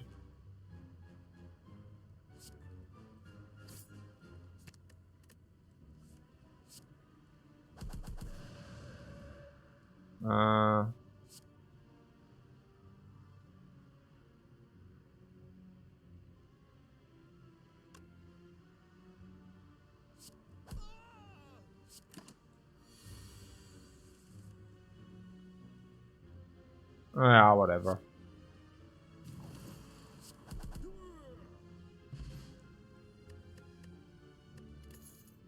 Darks from Periep. Rep. Foresight Plus we could take. It's freakingly upgraded. It's kind of hard not to take it. If it wouldn't be upgraded, it would be a completely different story. But it is upgraded, so...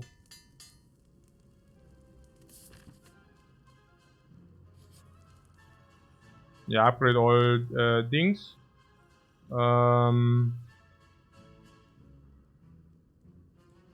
I guess we remove. What all defense are good.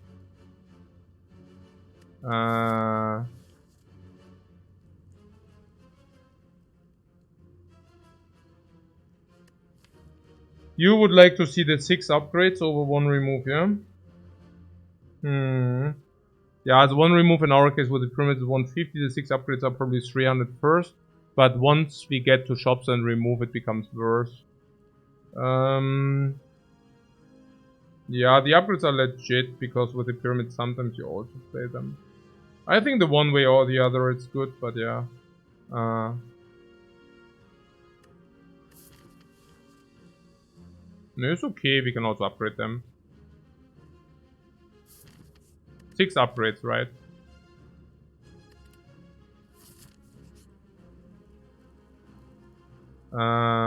Yeah. I take the 5 and not the 6.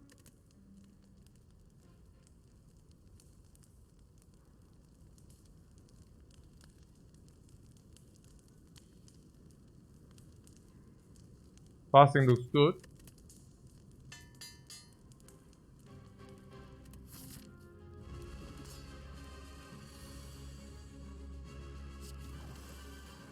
Let's play it then.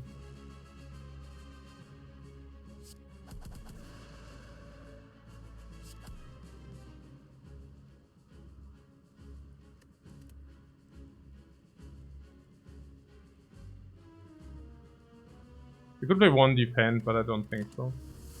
Hey, Betty alone. Thanks for my first up, man. Now this killing 1.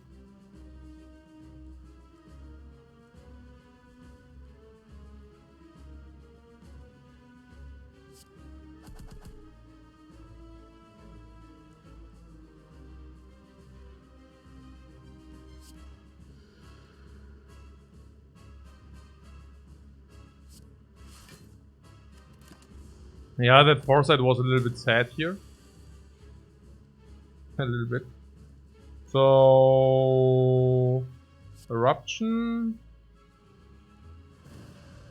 Tantrum. Halt. Vigilance out is possible.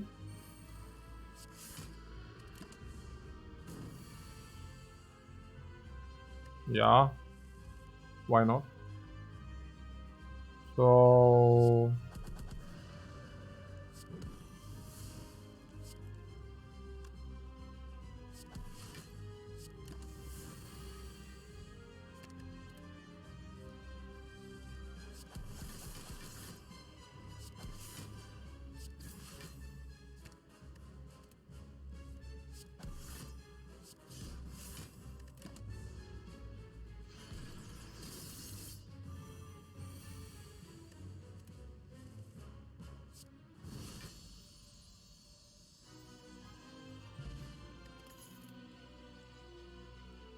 Brilliance is hot garbage.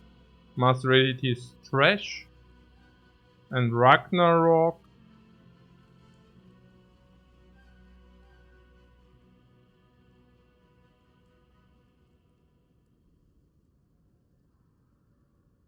Ragnarok fasting talk to the hand. Yeah. I would make it depend on the upgrades we have, and I think we still have. I mean, upgrade Empty Mind is not strong, because we already have kind of a full hand, so that doesn't make any sense. But the hulls are still upgrading for 18, 12 to 18, plus 6. But conditional, so make it plus 5. No, we could take that. We could take Ragnarok and then upgrade it. But, yeah. If you smell the hammer? Yeah, but we already saw the hammer. So it won't be hammer. Sneko might be back on the menu with the pyramid. Do you want to kill us? No, Sneko is not. No. No, that's not. But the Ragnarok, I'm thinking we already have enough block. So I'm not even sure what of the Ragnarok. I mean, is Tantrum not doing the very same? And I think it's true, right? Tantrum deals what? 7 times 4. Multiplied 2. 56 whenever we play it. As it currently stands, we play it more than 1 time per turn. And there is 60, right? And then we have the strikes for another 26 each, right? So we are looking at 120 damage deal already. That's good enough for ever. For literally ever. Yeah. Yeah. I mean, we certainly do not need it in hallway, so we can just take the Slaver's Collar here. Ragnarok is bait. Only if we take it. Oh, Burning Lead, that's important, guys. Okay, I'm fully laser focused now. This is a Burning Lead here. There's a fully laser focus.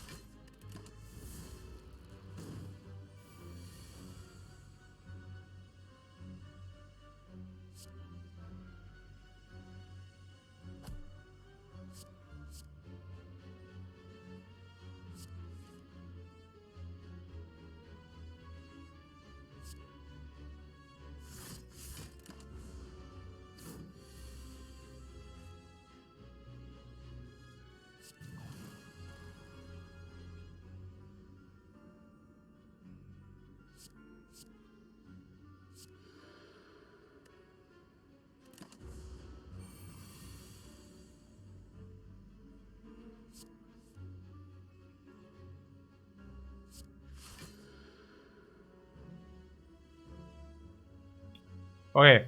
I somehow cannot lose the feeling that somehow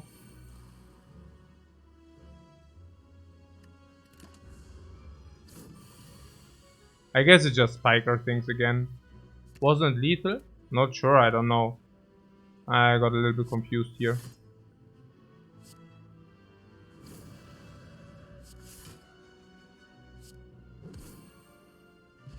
With the defend, yeah, could be. Yeah, nothing.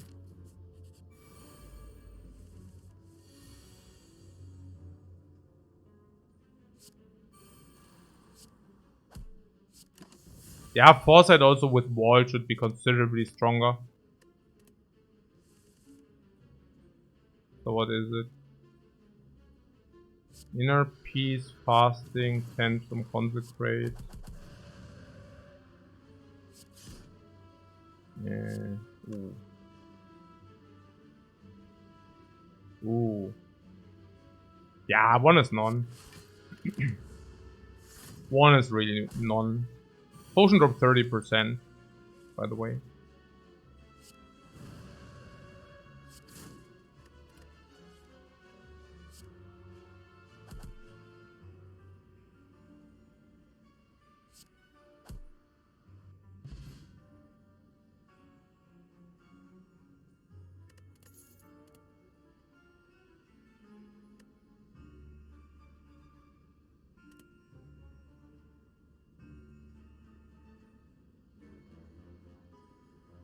Crush Joint is option.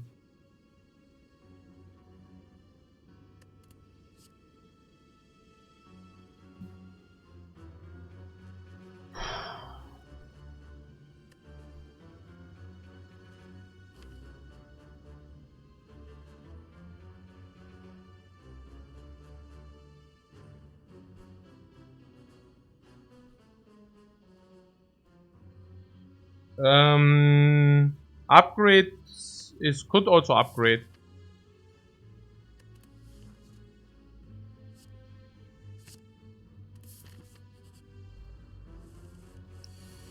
I think I like it.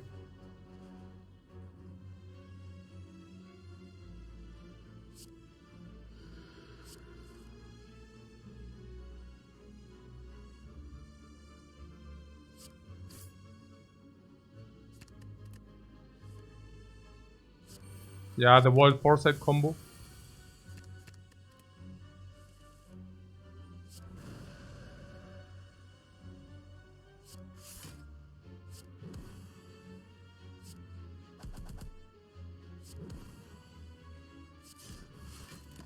Yeah, Consecrate didn't need to play.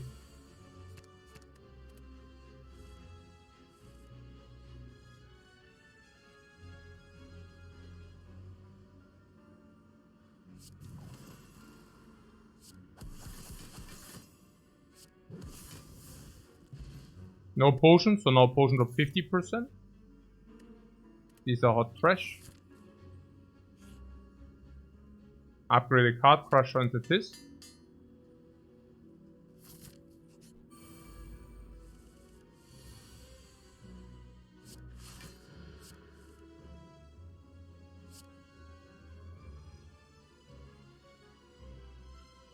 Okay, Miracle is actually a super garbage potion.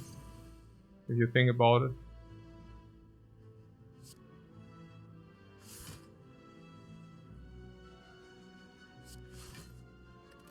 We should probably use that super garbage potion at the first point where we can.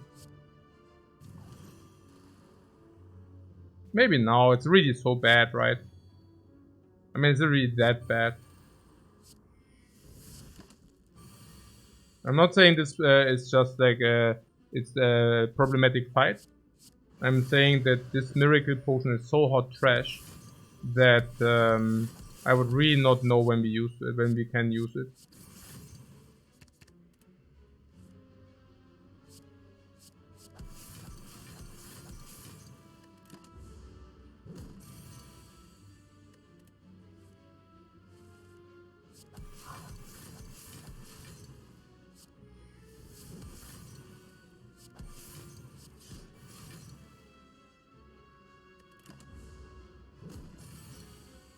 Yeah, exactly. Might as well cash in on the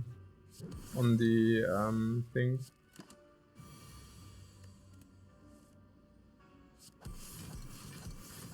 What, transient kill? No, it's very difficult to kill this transient.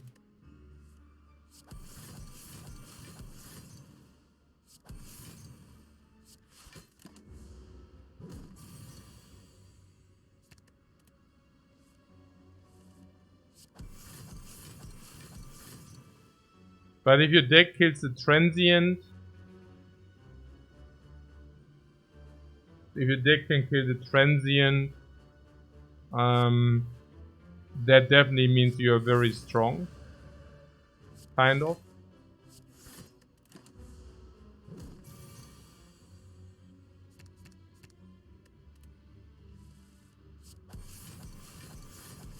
Oh, we need crush joints for that.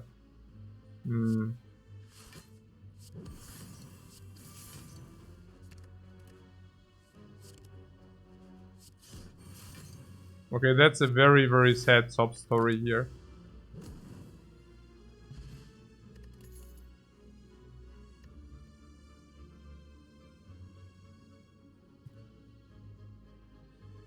Ragnarok would have killed, yeah, and energy where? In the warehouse, I guess. Okay, no misclick allowed. Recall is possible, but let's upgrade one of these heights, right? Yeah, I think one of these heights is okay. The other one is not. The Nemesis against Pyramid. Good luck, man. 7 energy? Where do the 7 energy come from, guys? Hey, somehow we have 7 energy. That is so weird.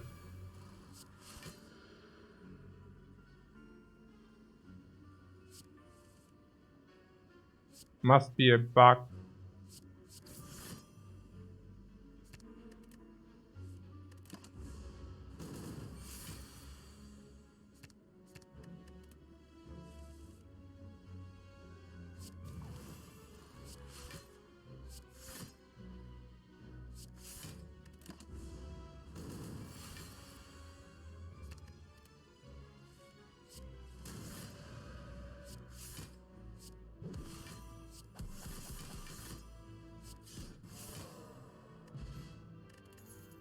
Anchor is okay. I don't think we need more heights now. The height time is over. Especially not non-upgraded. I recall so that we don't miss any keys. I'm fully laser focused now on picking keys. Maybe you have already realized.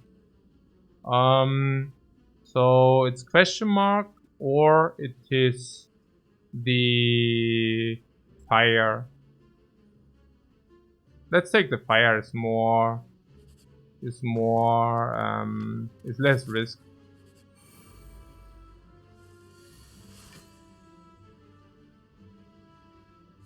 And it's extra energy.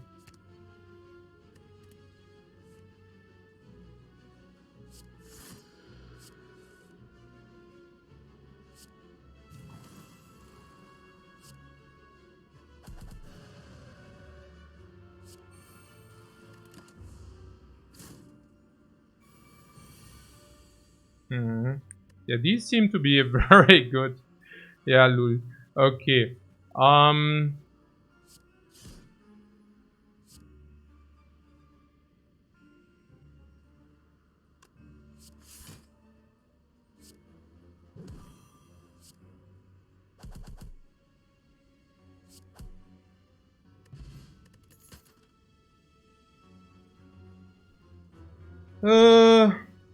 Skip.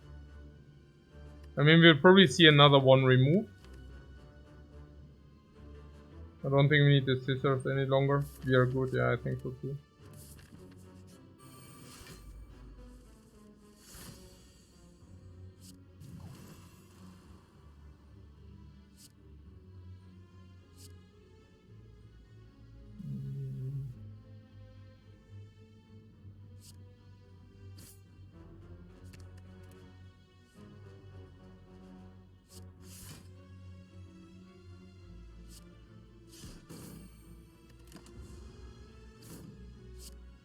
Whether Flurry is positive? No, I don't think so.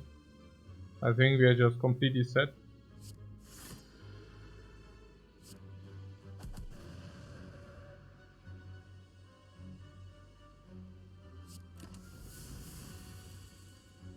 The vault also being completely insane.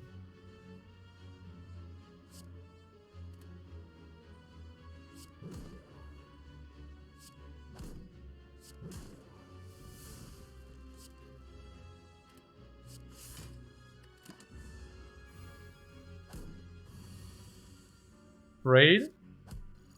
Not today.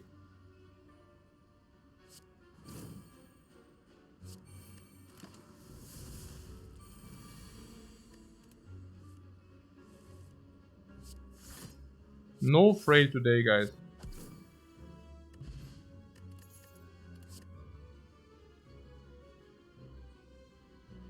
Crescendo for 0.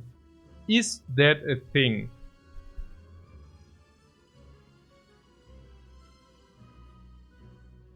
I think so, right?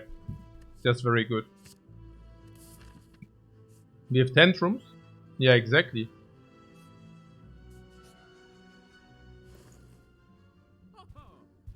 Two attack cards upgraded. We already did all the upgrades.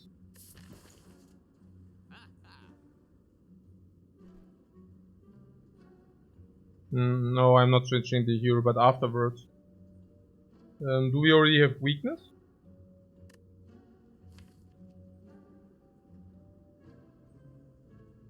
We already saw pellets. We don't have weakness?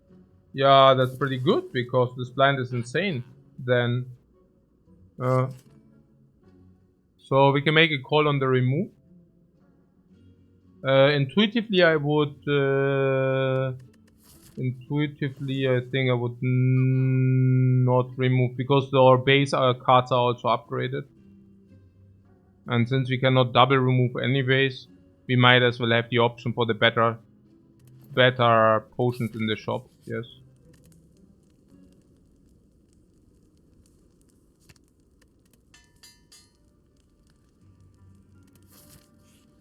Yes, yes, yes.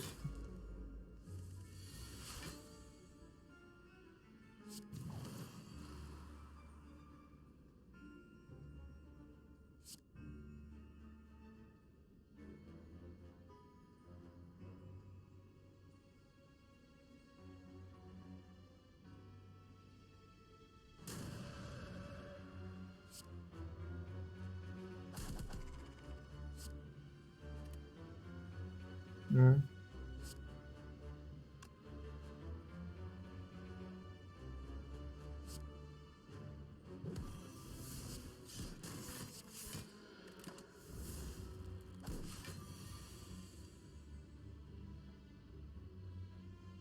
Don't forget Halt is a C tier card. If Halt is a C tier card, what is fasting then?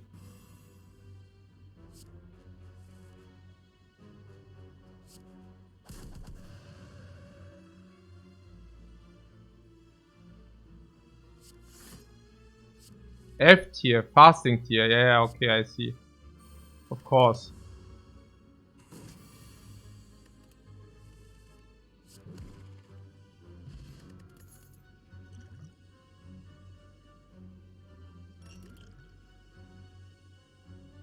Oh! Is that a thing? Not any longer, right? We are not so much, no.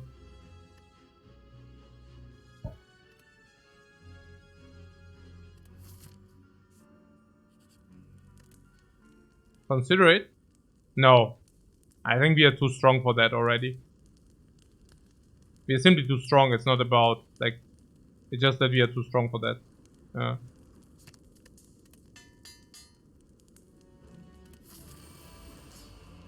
Consider it. Wow.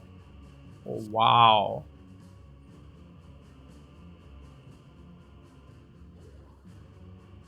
Oh, wow. Okay.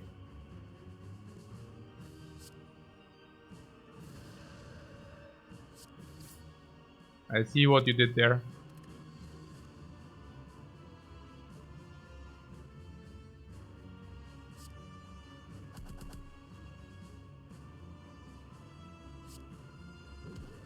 And I like it.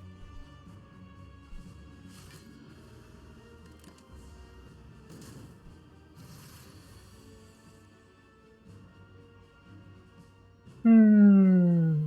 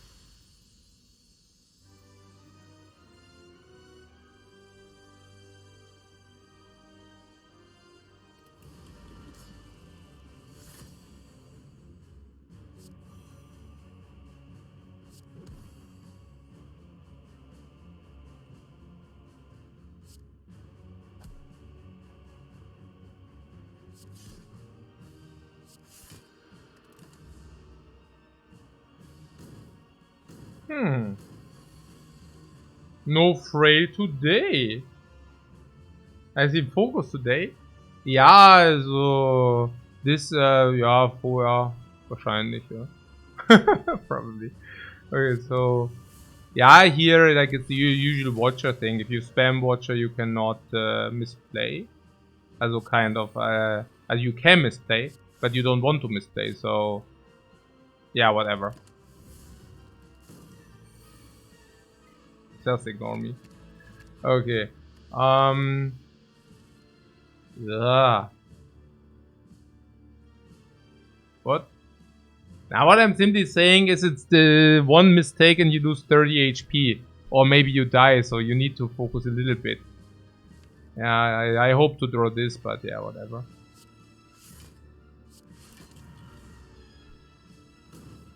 Yeah, Joker Spew, that's the other thing, right? Joker Spew is also not very friendly, in a way. You don't really want to spew with the Joker. That's the other thing.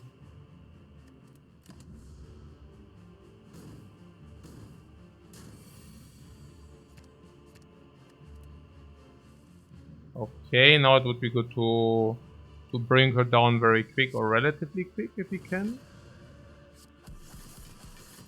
Didn't I have the Basher? Like the Crush one? No.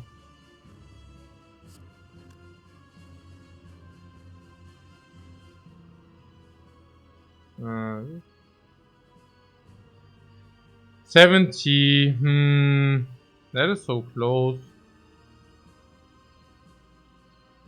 I guess I just vault this. I really don't want to be debuffed in the turn. So if you could just, you know, attack her.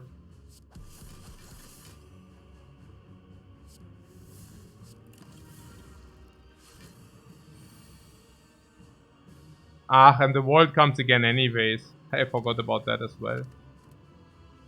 So chill.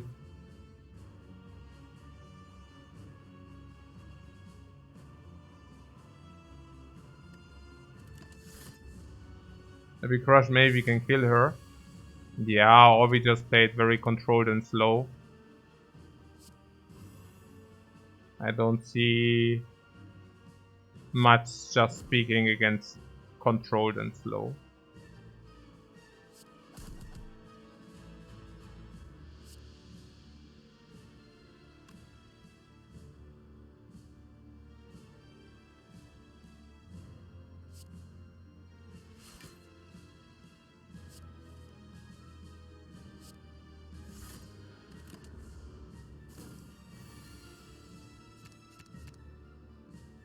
Yeah, let's play the crescendo as well.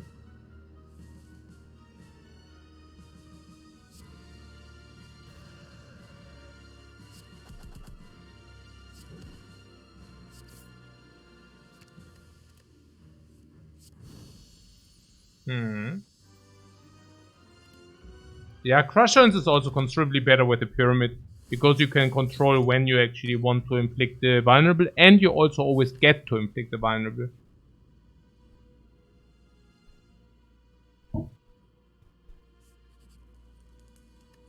Now we can rest for 7, but one potion uses 7 already.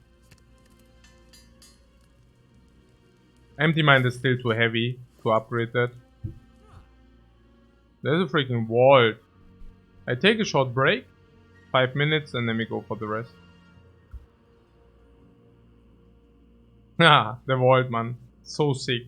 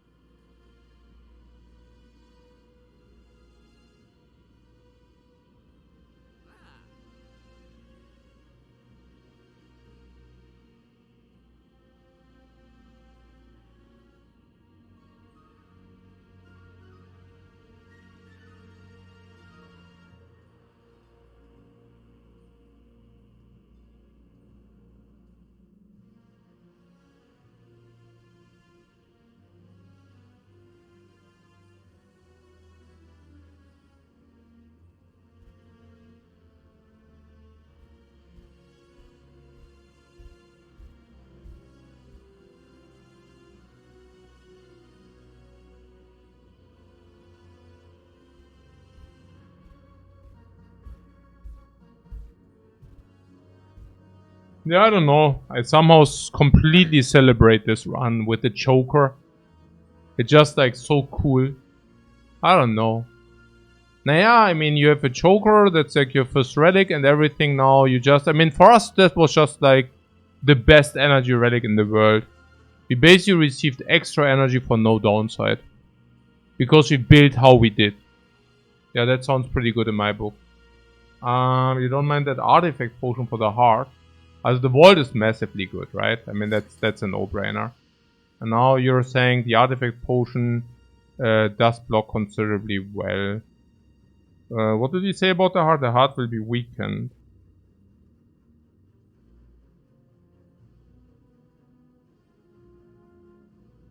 Yeah, I like it. It's a non-upgraded talk to the hand.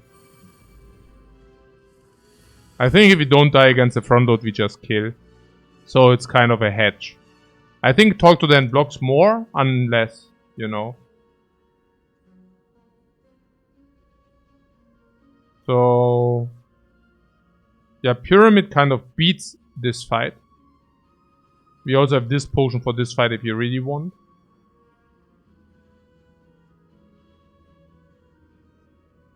I think I want to go Tantrum. Fasting Tantrum.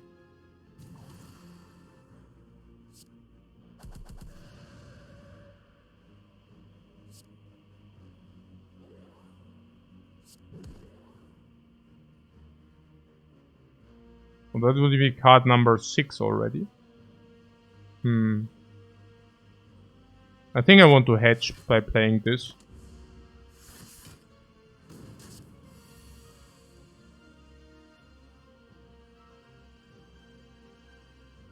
You would use a potion against vulnerable?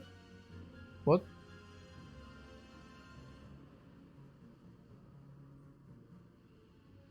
Ach so, yeah. For the vulnerable, yeah. Yeah. Sure.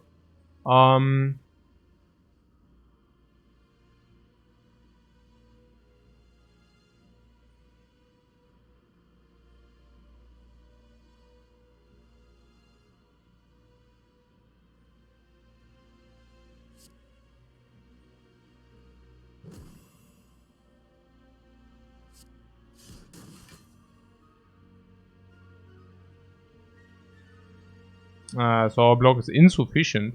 What? Really? 26. Unbelievable that you are blocking for all your energy and it's still insufficient. What the hell? 26, 42, 42, 52, 54, 57. You take 8. Yeah, I mean, so be it. Right? Also maybe in the right order.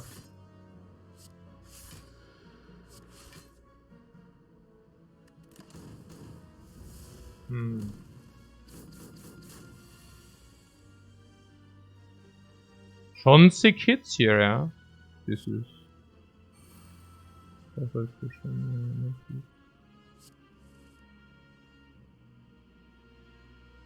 I don't really am interested in blocking again. I think we just will wham this guy.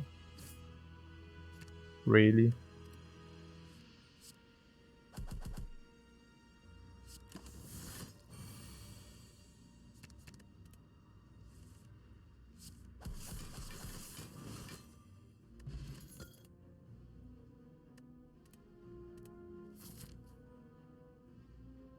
But good job against that. You're gonna what? Eventually gonna beat it, yeah. Hopefully.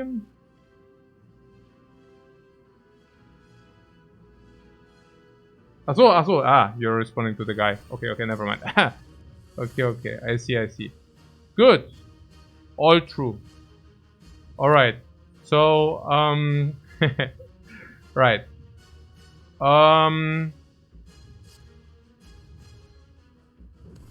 It's very true what you're saying. Very true. Congrats on Lifecoach for, yeah, to get to the heart. Yeah, right.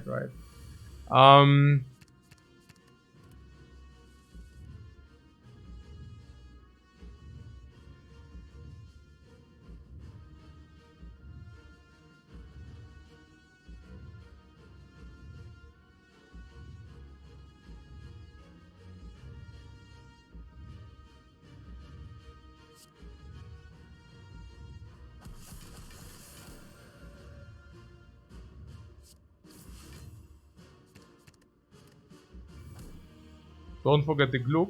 I thought we played the Vault.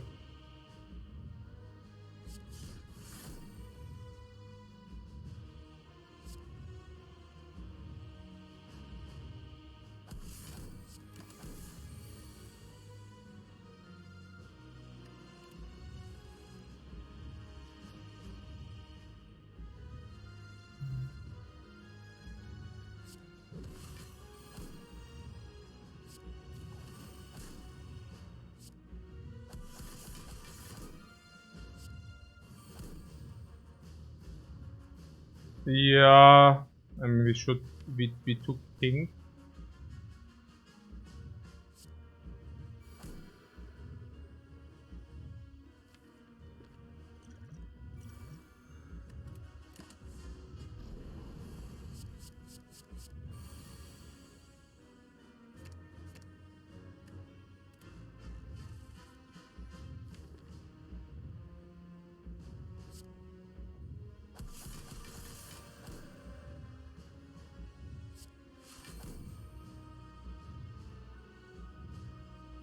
Okay, so this is being in Ra.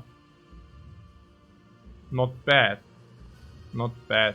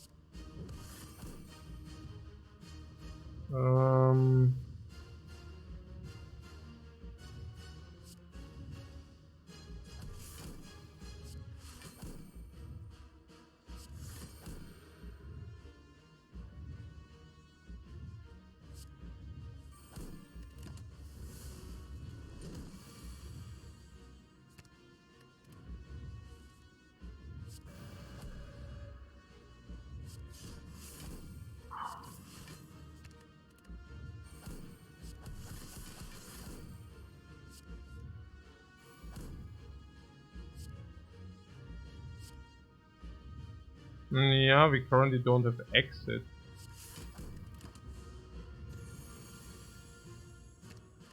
I mean, I guess we will also always receive exit though.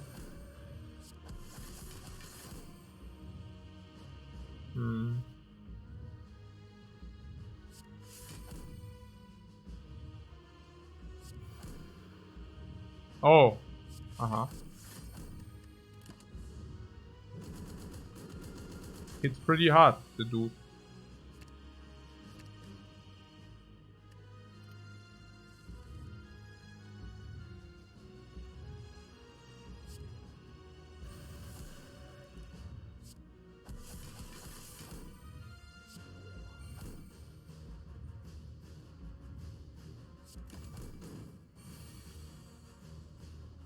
Maybe at Sunday we get through.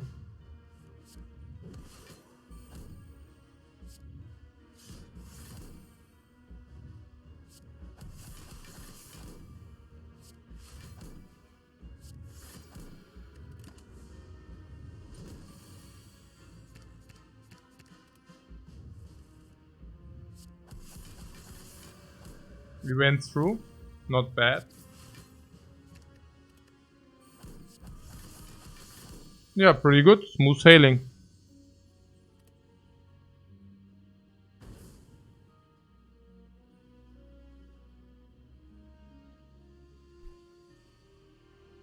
Very nice run.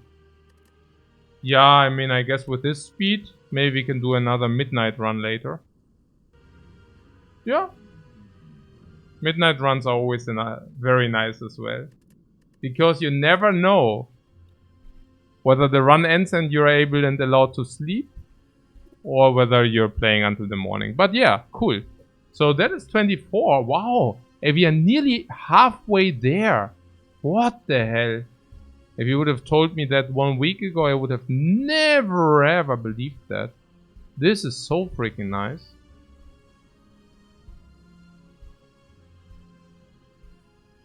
Yeah, that was a so nice choker run. That was a lot of fun. So let's see. Achso, ja, oder? Ja, genau.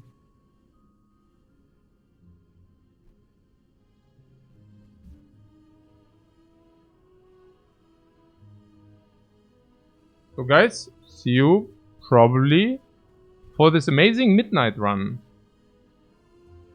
Thanks so much for watching and see you and bye. Bye bye.